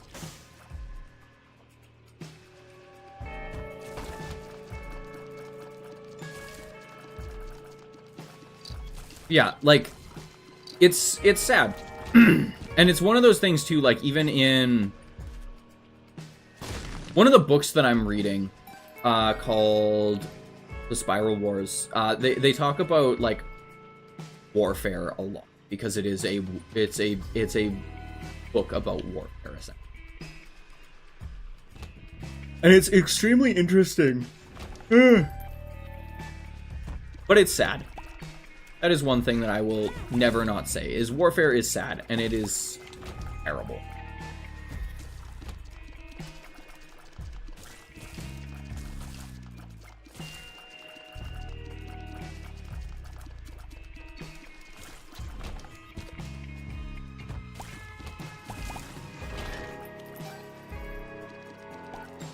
All right. Ooh, holy water. See, we'd have had actually so much good shit.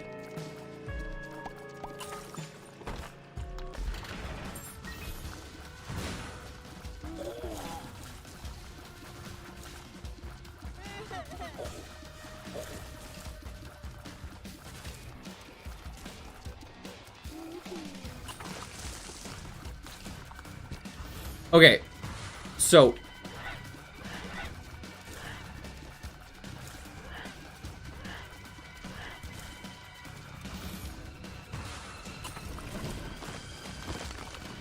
I will read that in 2 seconds, my guy. I find it weird that I can laugh at memes about terrible people from Israel. Like, I can laugh at those memes when Jeffrey Epstein dancing together with Trump. I don't know the weird psychology behind that. Just wanted to say that as a final note. No, and it's true. Like, there's a lot of... So, people are very, very, very, very good at rationalizing and trying to deal with their trauma. A lot of the times, like... So, one of my neighbors, actually, is a prison guard. He works, or he did work in the prison system where I live for a very, very long time. And he worked in not, like, a minimum security prison. He worked in, like, the psychiatric ward of a prison, where you've got people that, like, literally will, like, chew their arm off. I've seen it. Like, he has seen someone chew their own arm off. And he laughs about it. Like, he thinks it's funny. And to me, I'm like, that's horrifying.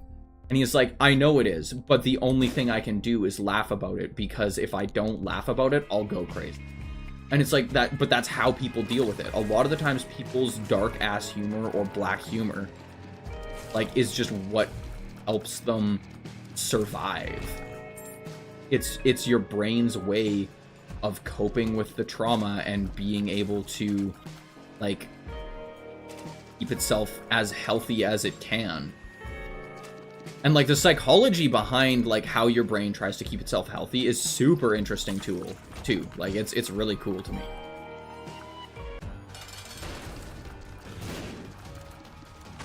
But yeah, anyway, what I was saying, though, is, like, one of my favorite, like, theories about, like, science and everything is the, like, the panspermia hypothesis and, like, the seedings of worlds.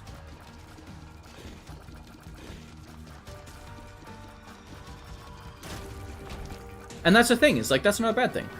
It's better to be, you know, it's better to laugh about something that might be terrible that's going on and keep yourself sane and try and keep yourself happy.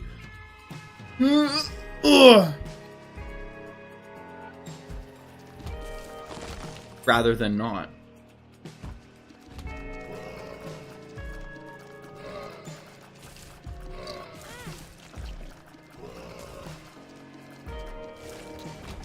And, like, that's one of the biggest things, too, is, like, I don't support, like, warfare in general. At all.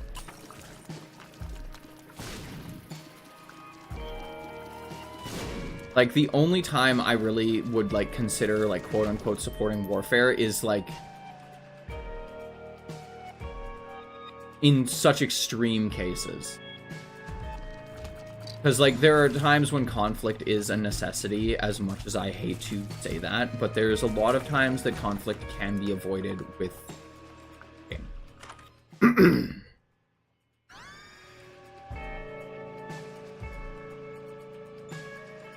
And I definitely think that large-scale conflict is something that should be avoided at all costs.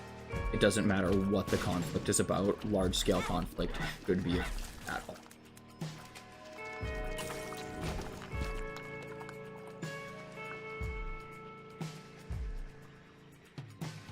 No, and it's true. Like, it's really sad. It really does truly make me sad. Ooh. I'm gonna buy the eraser. Thank you.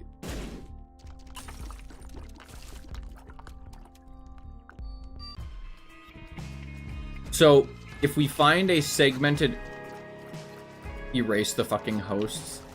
No, my plan is to try and erase a segmented boss so that when Delirium transforms into it, he just dies instantaneously.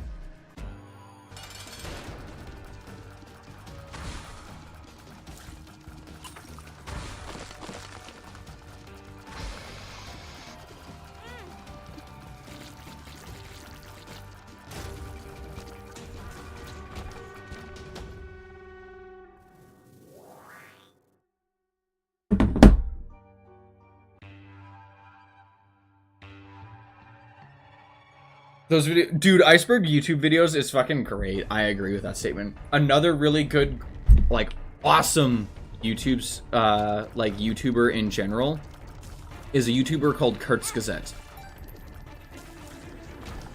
Highly, highly, highly recommend Kurzgesagt. He's a science YouTuber that does nothing but talk about, like, the what-if situations in terms of, like, things that can happen in scientific study and, like, with, like, theories and, like, what would happen if we, like, dropped a nuke at the, or, like, blew up a nuke at the bottom of the Marianas Trench. Like, what would actually happen?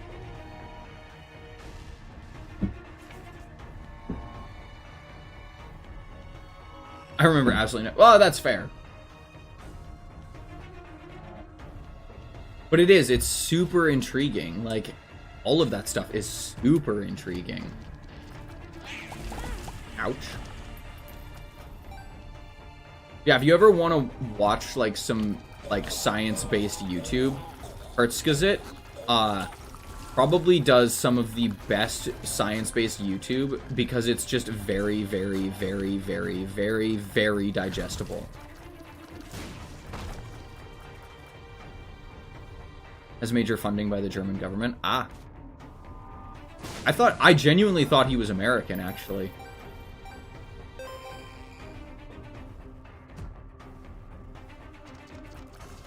So you just don't like him, like, ideologically, not necessarily just based on his content?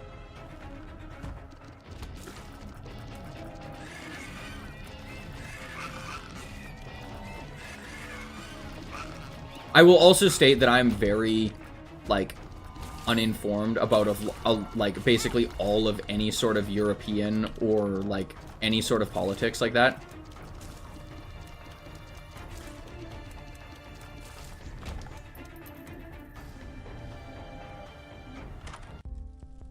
See, and I didn't know that.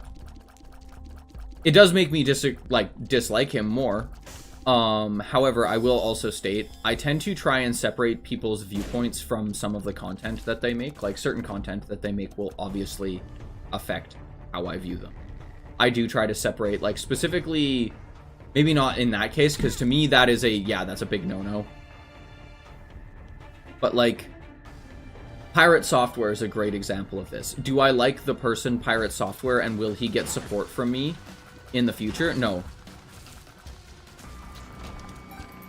Yeah, exactly. I just try and separate, like, those two things, because even though Kurzgesagt, you know, might not be the greatest person, depending on, like, his belief or their beliefs, because I don't really know even a guy, I do still try and, you know, take in a lot of the information that they give in terms of, like, specifically science, because whether you like it or not, they do a very, very good job of explaining scientific theories and scientific.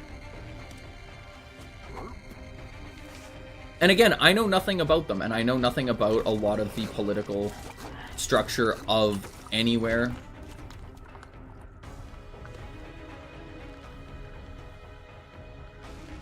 Yeah, exactly.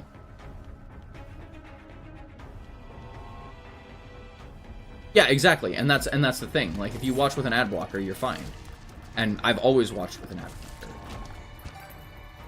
The only time I don't watch with an ad blocker is when I'm trying to support small streamers. So, like, if I'm in Moonglow's chat, I watch without an ad blocker because I want to support her, right? Or in Panda Maxi's chat, I want to support him, so I watch without an ad blocker. But yeah, for the most part, I watch with an ad blocker because I could not be bothered.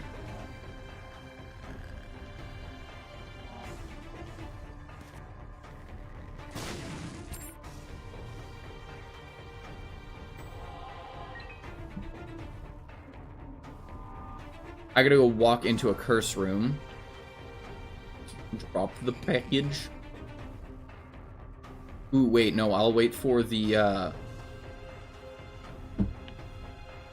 wait for the angel room. That's the smarter thing.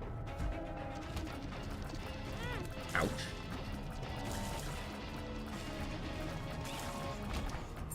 Then I can get 2 angels.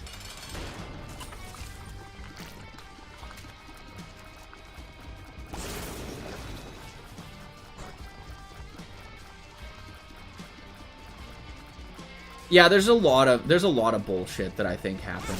Ouch. With a lot of that stuff. Like, and not just even...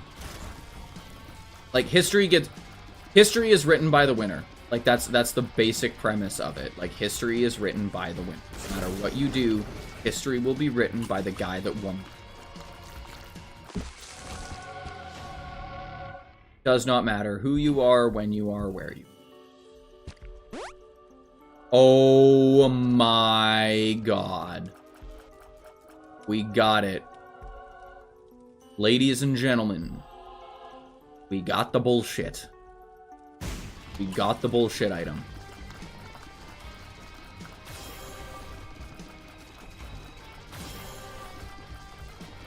Exactly. Yeah, and in a digital age now, it is much easier for documentation to remain rather than be erased. Also, can I just state, the library, sorry, like we're going off on a tangent. The Library of Alexandria is one of the saddest things to happen in history. Can we all just agree that what happened to the Library of Alexandria is quite literally one of the saddest things that ever happened to humanity? Like, my guy, we had so much knowledge, so much insane amounts of knowledge, and so many different viewpoints, and so many, like, everything. Me too. Like the Library of Alexandria is, like, devastating to me. Like, the fact that we could have had so much more knowledge about history, the sciences, like, everything, had there not been one dude that felt threatened by it. I guess not one. You know what I mean. Had there not been people that felt threatened by its knowledge.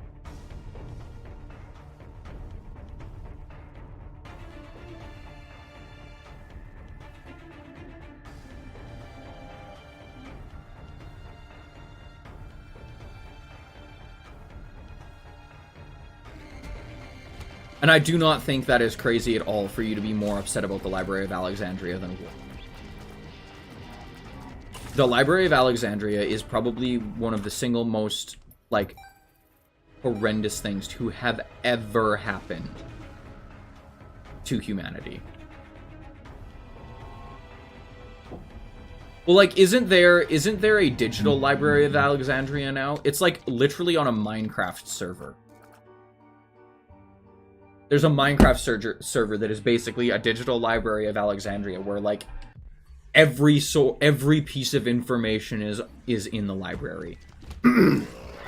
Like, up to and included, like, classified documentation of things.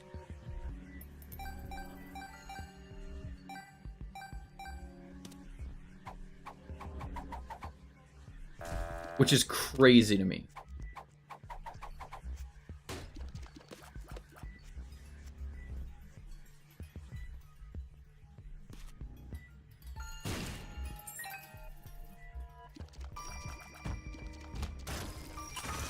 But yeah, like, apparently, like, there's, like, proper, like, classified documentation on this, like, random Minecraft server, and it's just a gargantuan library.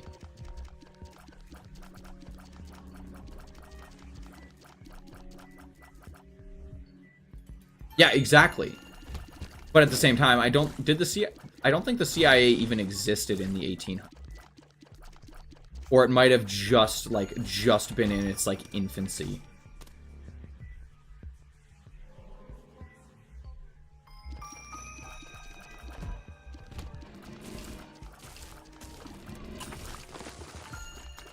Yeah.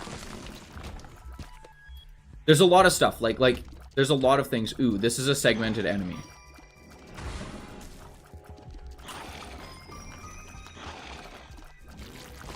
God damn it, and it just died before I could fucking eraser it.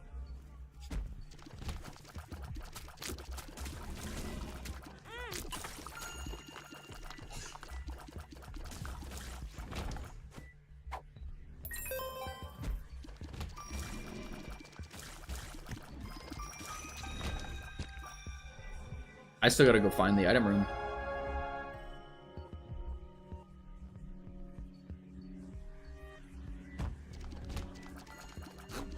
But yeah, like, all that stuff, like, history is crazy. Like, and yeah, the Library of Alexandria is, like, one of the most, like, craziest things out there. See, and, like, that's the thing, too, is, like, Wikipedia is, like, again, it's another, like, internet archive that I think needs to be funded so much better than it is. But the problem is with that funding comes... those obligations can sometimes come biases. And that's the thing. That's why they have to be crowdfunded rather than backing something. Which is sad.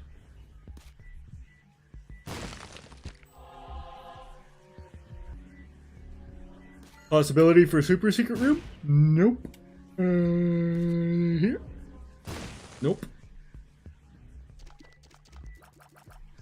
Still have not found... Was there anything good in the shop?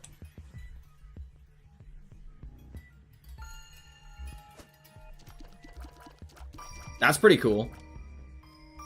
I have no idea who that is. Like I don't know who the person is that you're talking about, but that's pretty fucking awesome. I don't really want it, but...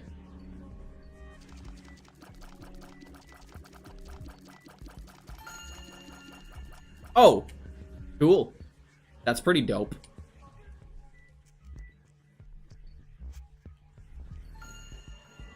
And, like, that's the thing, is, like, people who actually, like, put their money where their mouth is and try and support, like, science for the sake of science are wonderful thing. It's a wonderful thing. But it just doesn't happen. Like, so many people are like, oh, like, science is supposed to be unbiased. No, science will be as biased as it can be to the benefit of whoever is funding it. That is just how it works. Scientists don't get funding. So...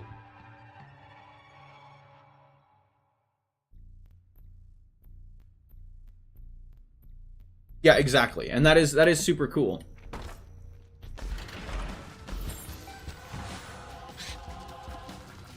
Private companies or LLCs are really cool, but they can also be, like, really damaging at times.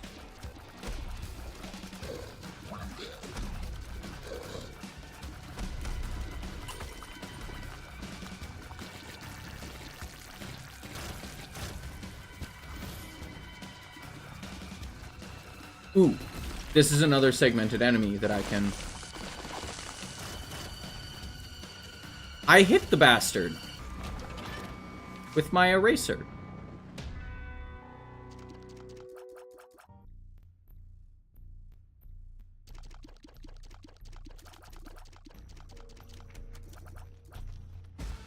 That's the guy who Delirium transforms into. He also transforms into Larry.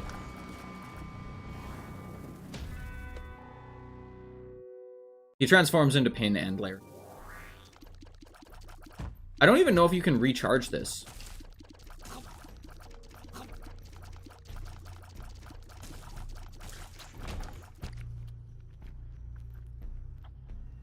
Like, I think you just need to use a battery to recharge it on. Oh, it recharges once a floor? Cool.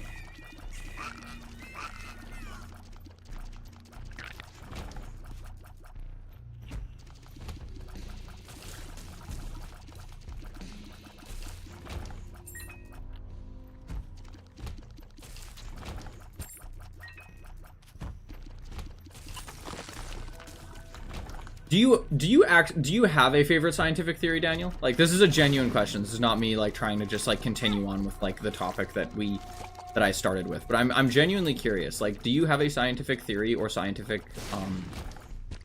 thought process that you...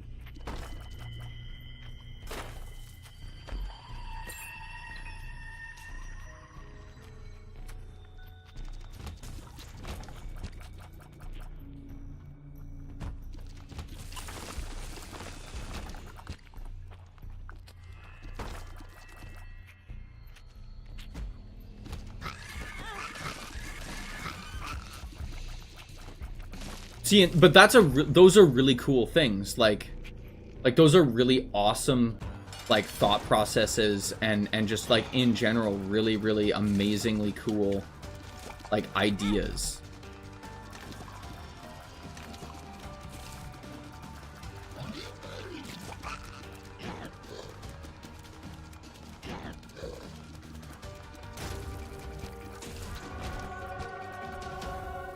Thank God we got another.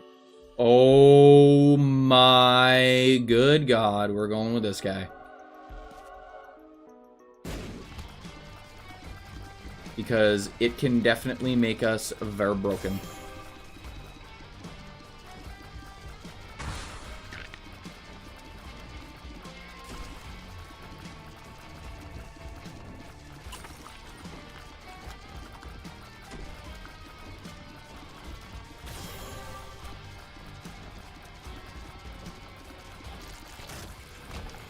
Alright, we can fight Mega Satan.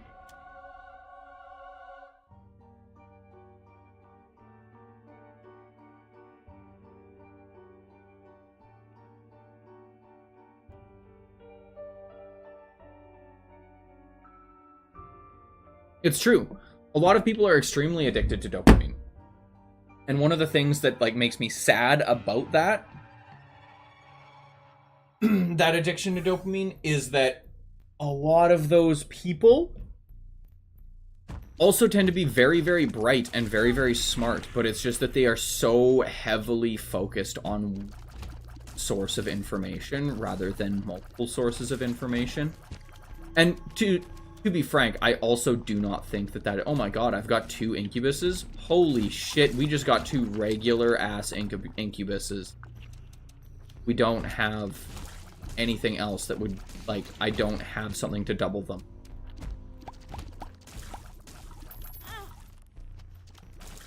No, you rat bastard. I gotta just, like, start walking into an area.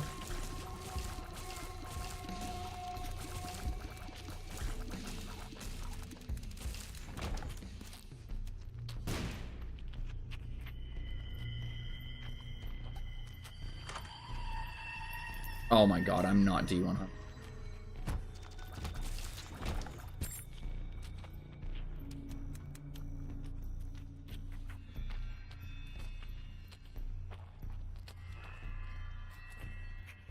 Yeah, exactly. And, like, that's the thing. So, like, one of the best things that people can do is just to sit down and learn.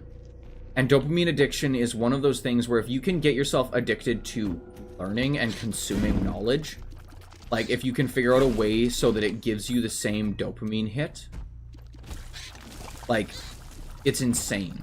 I've managed to do it a couple times in my life, and I'm still chasing that high that comes from, like, but I also feel like I'm one of the very few very lucky people who has been able to, like, find a way to basically make myself addicted to education. And I don't mean, like, learning in the sense of, like, oh, I'm learning about, like, you know, whatever, like, book topic. Like, I'm talking about learning about everything. I'm talking about learning about how to fix cars, like,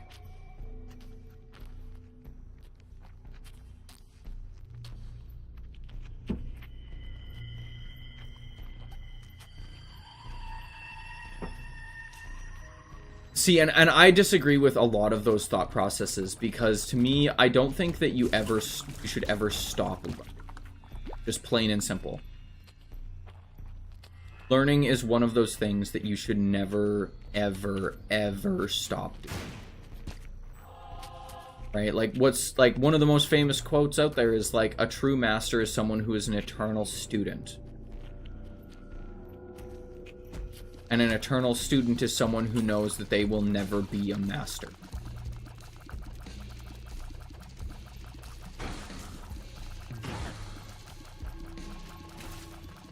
See, and the funny part is I thought that too. I thought I would be old by the time I was 20.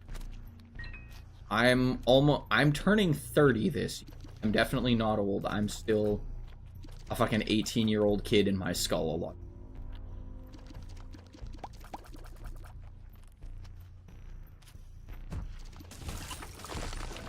Because I started understanding that there was so much in the world that I just don't. That I choose to just sit down and go, okay, what don't I understand today? And I just try and learn about it. Like, I always give myself so much time to think and learn, explore everything. Which I'm sure is excessively aggravating for my partner at times. Because I have to, like, I can't just put something down. I can't just be like, oh yeah, that was kind of interesting. Yeah, and that's a great thing to do. Dedicating yourself to like 3 hours of book learning, amazing thing to do. Like, genuinely, that is an amazing thing to do.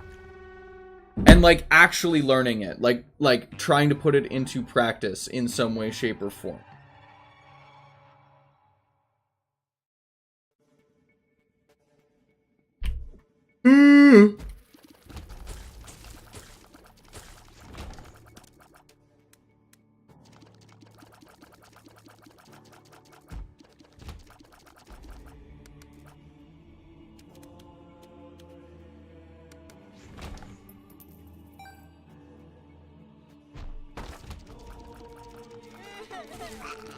See, and here's the thing, though, is a lot of the stuff that the Greeks, like the Greeks that you're talking about, discovered and, like, theorized about and, like, did everything on, was the basis of what we now know. So you also need to remember the reason people specialize more nowadays is because we have so much more information. Right? So, like, we specialize because it's not just, oh, you know, we're learning just about calculus or just about the Pythagorean theorem and like that sort of thing. It's like you're learning how to do all of that stuff and put it into practice and put it into words and like it is just, there's so much more information that needs to be put into one skull to understand at the highest level.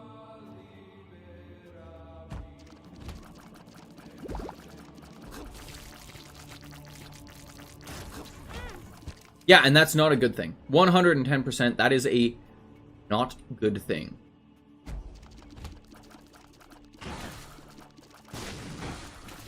And I 110% believe that the best thing that a lot of people can do,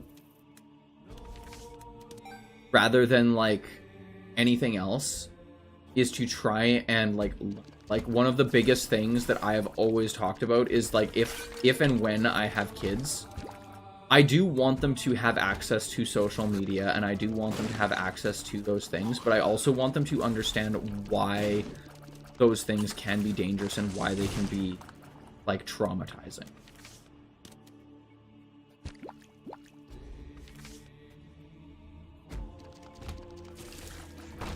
And to me, like, that's the bigger thing. Is I would like to educate my children rather than just, like, take something away.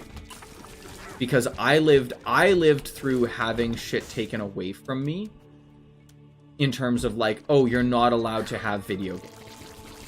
Just because my parents were like, they're bad for you. It's better if you go and play outside.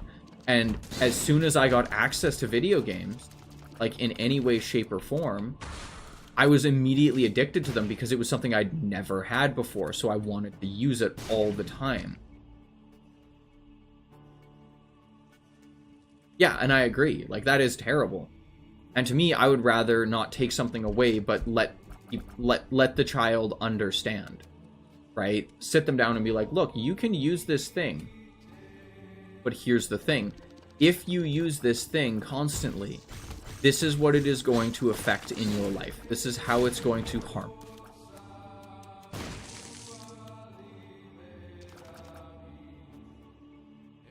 Right?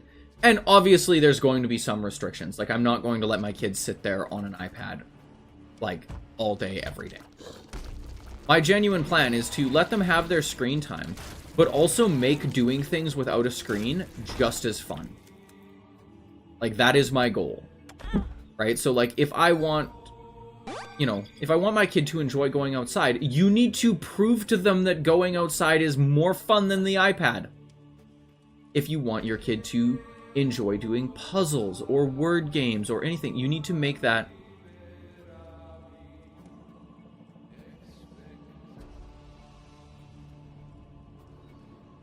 And that's how you want to work, and that's totally chill. Right? I don't think that I do not think that the problem is social media. I think it is that people do not teach moderation. I think that most parents don't know how to teach moderation because they were never taught moderation either. They were never taught moderation in their life. So they do not understand how to moderate their children, right? So, like, if you teach children that, you know, going on the iPad for 2 hours, you know, it's not a great way to spend your time. And spending half of that time, oh my good God, I have gained a shotgun.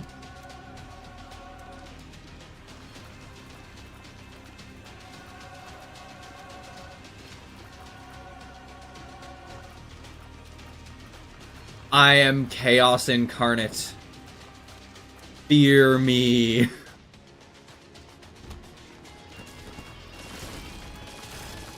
I can't even kill Pin. Like, I just kill Pin immediately. Look at this shit!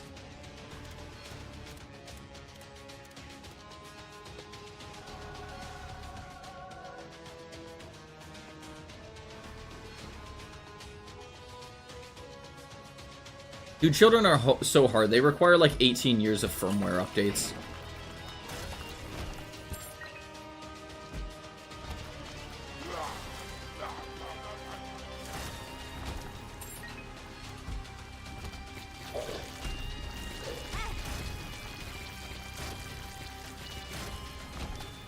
I was about to say, I really need to get some health.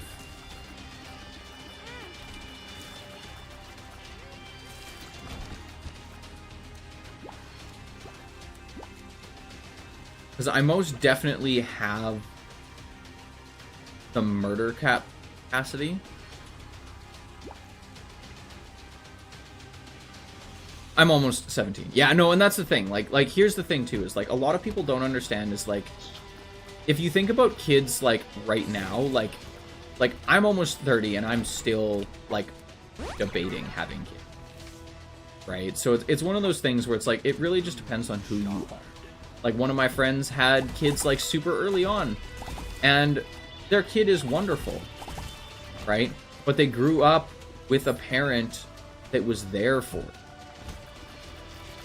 right? And, like, that's the thing with a lot of, like, you know, younger pregnancies. People don't want to be parents, but this person wanted to be a parent, so they had a kid.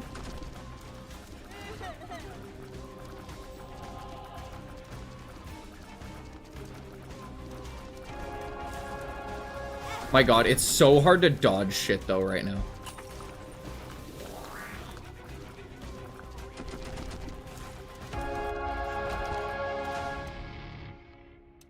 Not doing it. Not going to the void yet. I know I want to have kids, just a matter of when, and that's fine. Yeah, like, having kids is something that a lot of people want to do. I just also, I have mixed feelings that I have a lot of, like, mental / genetic issues that should probably be sorted out and figured out before I have kids.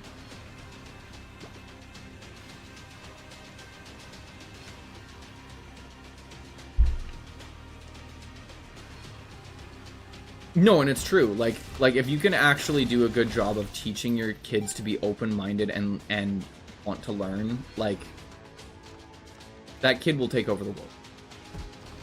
Like, if they are actually willing to sit down, listen to opposing opinions, and like, talk and understand.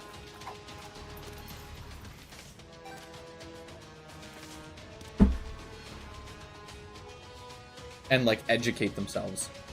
It's a wonderful thing.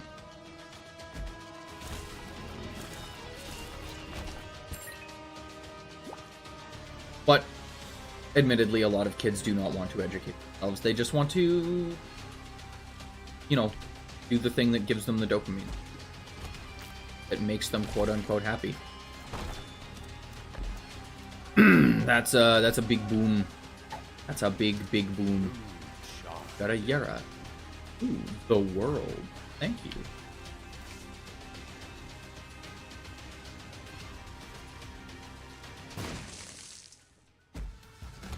Of course it's greed.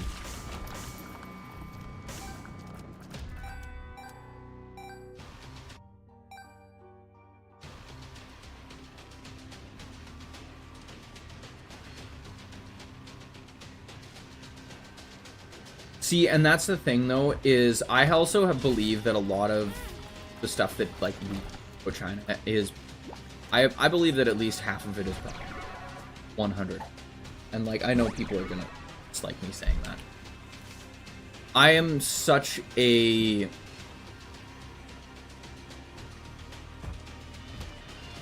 I'm such a skeptic when it comes to, like, the CCP.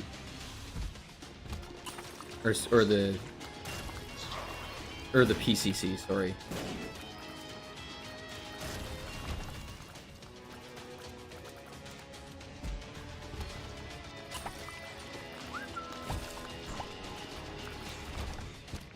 Whatever the acronym is. Is it PRC? Is it PRC, the People's Republic of China?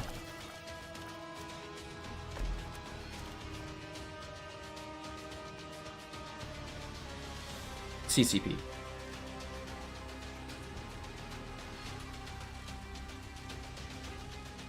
Yeah, I think like mandated stuff like that is too much. That is one thing that I definitely believe. However, I understand why it's thought to be a thing. And like why they want to do it that way. But I do think that it is overkill in a lot of ways. Because it makes people resent it.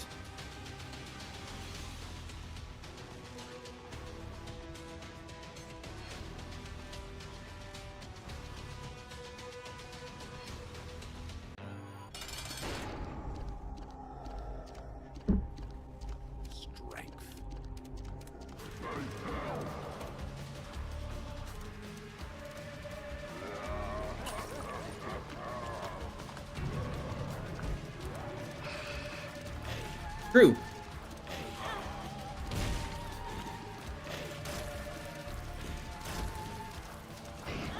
The only thing that I dislike more is... Oop, hold on. Gotta smack a bot.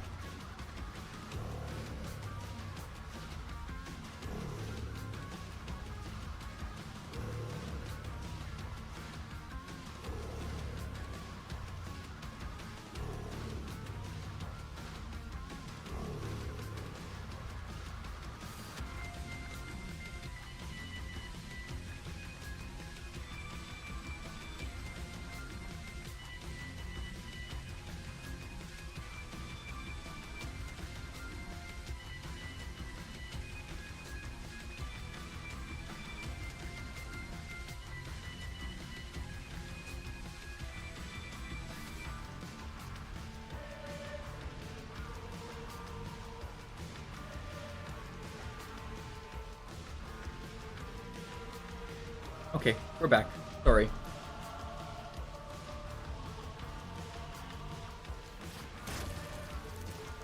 But yeah, I think that a lot of, like, political systems are just fucked.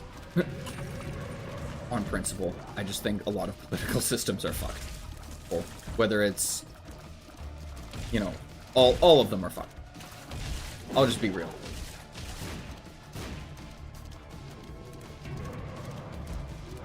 Yeah, memory is a super interesting thing, and it's something that I think a lot of people should study, because the way that memory functions is extreme. Like... Ooh. Okay.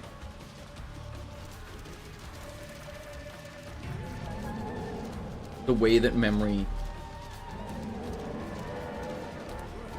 Oh, I'm sure that a lot of people who originally thought up, like, the ideals of democracy and, like, the thought processes behind how democracy should work.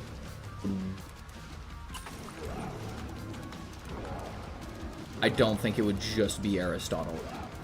I think it would be basically anyone who believed in it.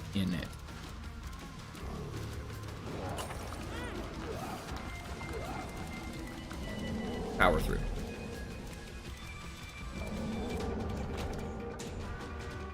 All right, away we go. Let's go do the void. Big Baby has appeared in the basement.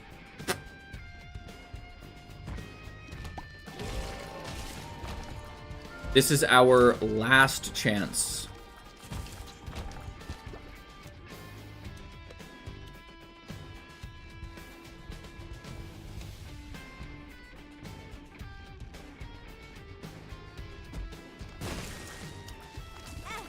Agreed.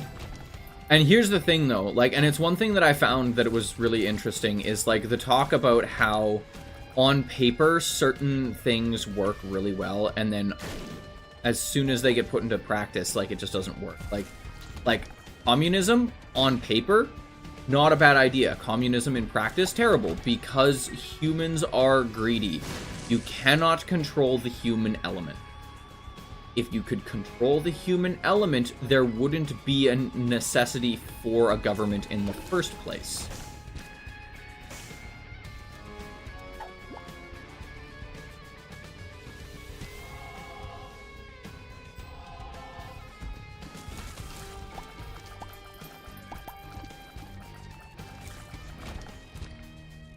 No, and like that's the thing, like both capitalism and communism have their places. I think both of them succeed in certain places and both of them fail in certain places, and that's just life.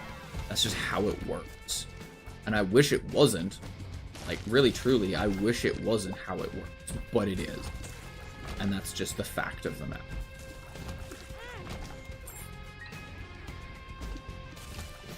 And it is most definitely one of those things that makes me very unhappy.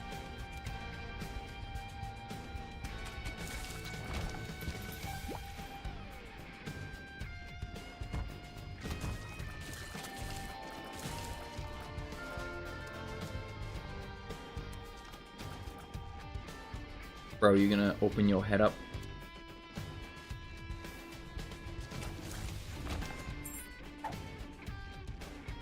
Oh, that's bad.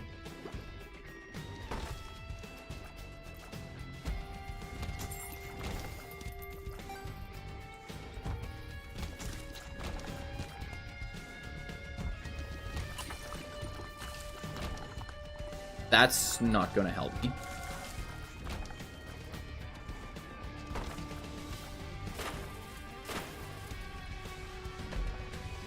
Okay, that's a little bit of safety.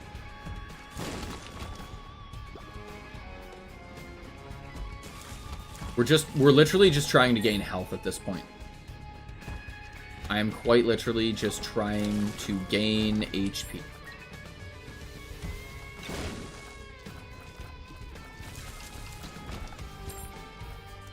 Welcome back, Daniel.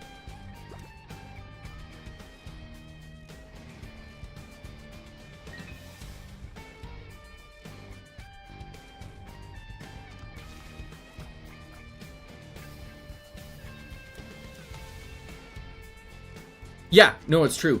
One of the best things that you can do, actually, when you're trying to learn, is try and teach somebody else.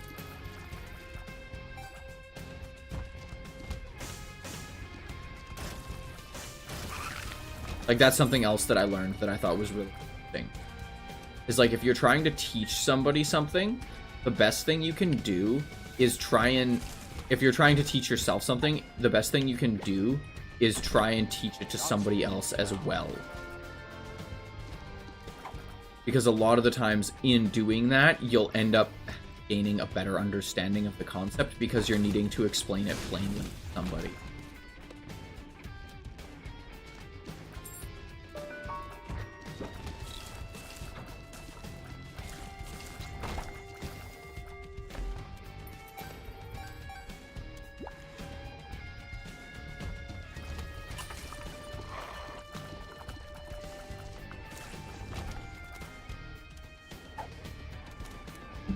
Focus memory makes you follow a set path in your neurons, but when you're using diffused memory...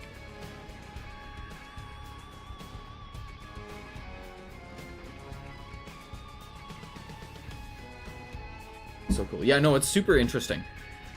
I genuinely will state I don't know a whole crap ton about it, but that does sound excessively interesting. It might be something that I look into in the future. Oh, I needed to kill that man with the eraser.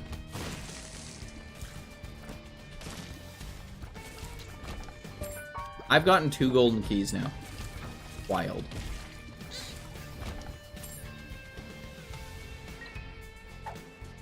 Rune shard.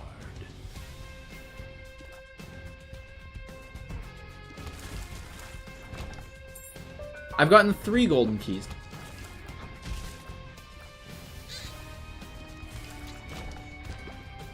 Okay, I gotta start going into one of these rooms. I just don't want the one that I go into to be... I think I'll be okay going to face Delirium now.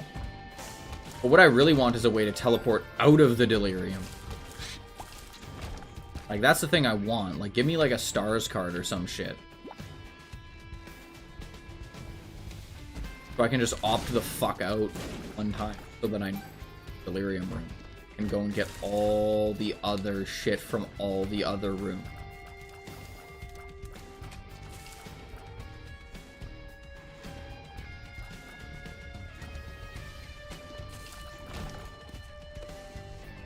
But it's not gonna let me do that, is it?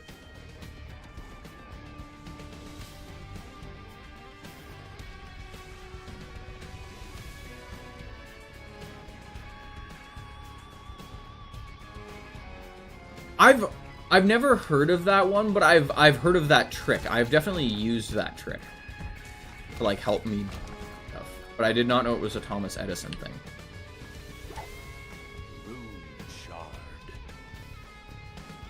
Okay, I've explored the whole floor.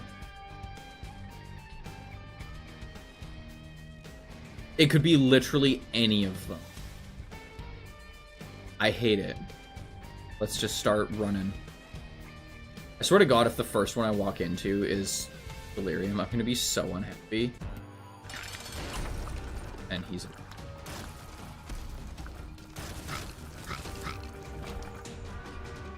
Super bombs. Don't need those.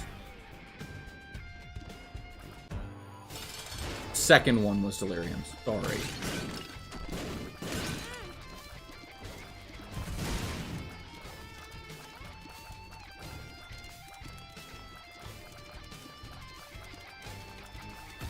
It's okay though, he's dying at like giga level speeds.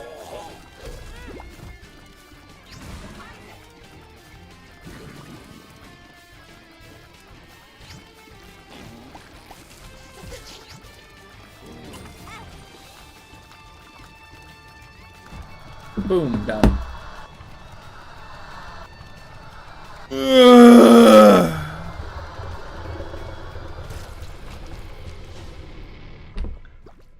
That's almost everything on Lilith done.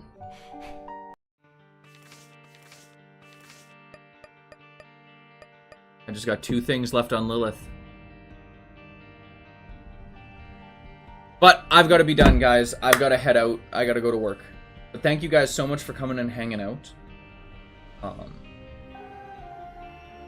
I'm going to talk to Moonglow System and Maxie, and we're going to figure out a time that we can the raccoon stream again. Yeah, it'll be interesting. But thank you guys so much for coming and hanging out. I'm going to go find somebody to raid real quick. My guess is it's going to be Moonglow, because I think they're the one that's live right now. We'll see.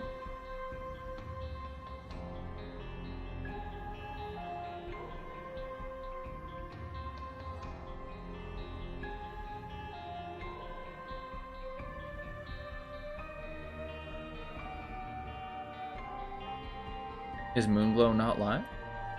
Oh no, Moonglow is live. There we go. Ah yes, that's right, Moonglow is trying to date a refrigerator.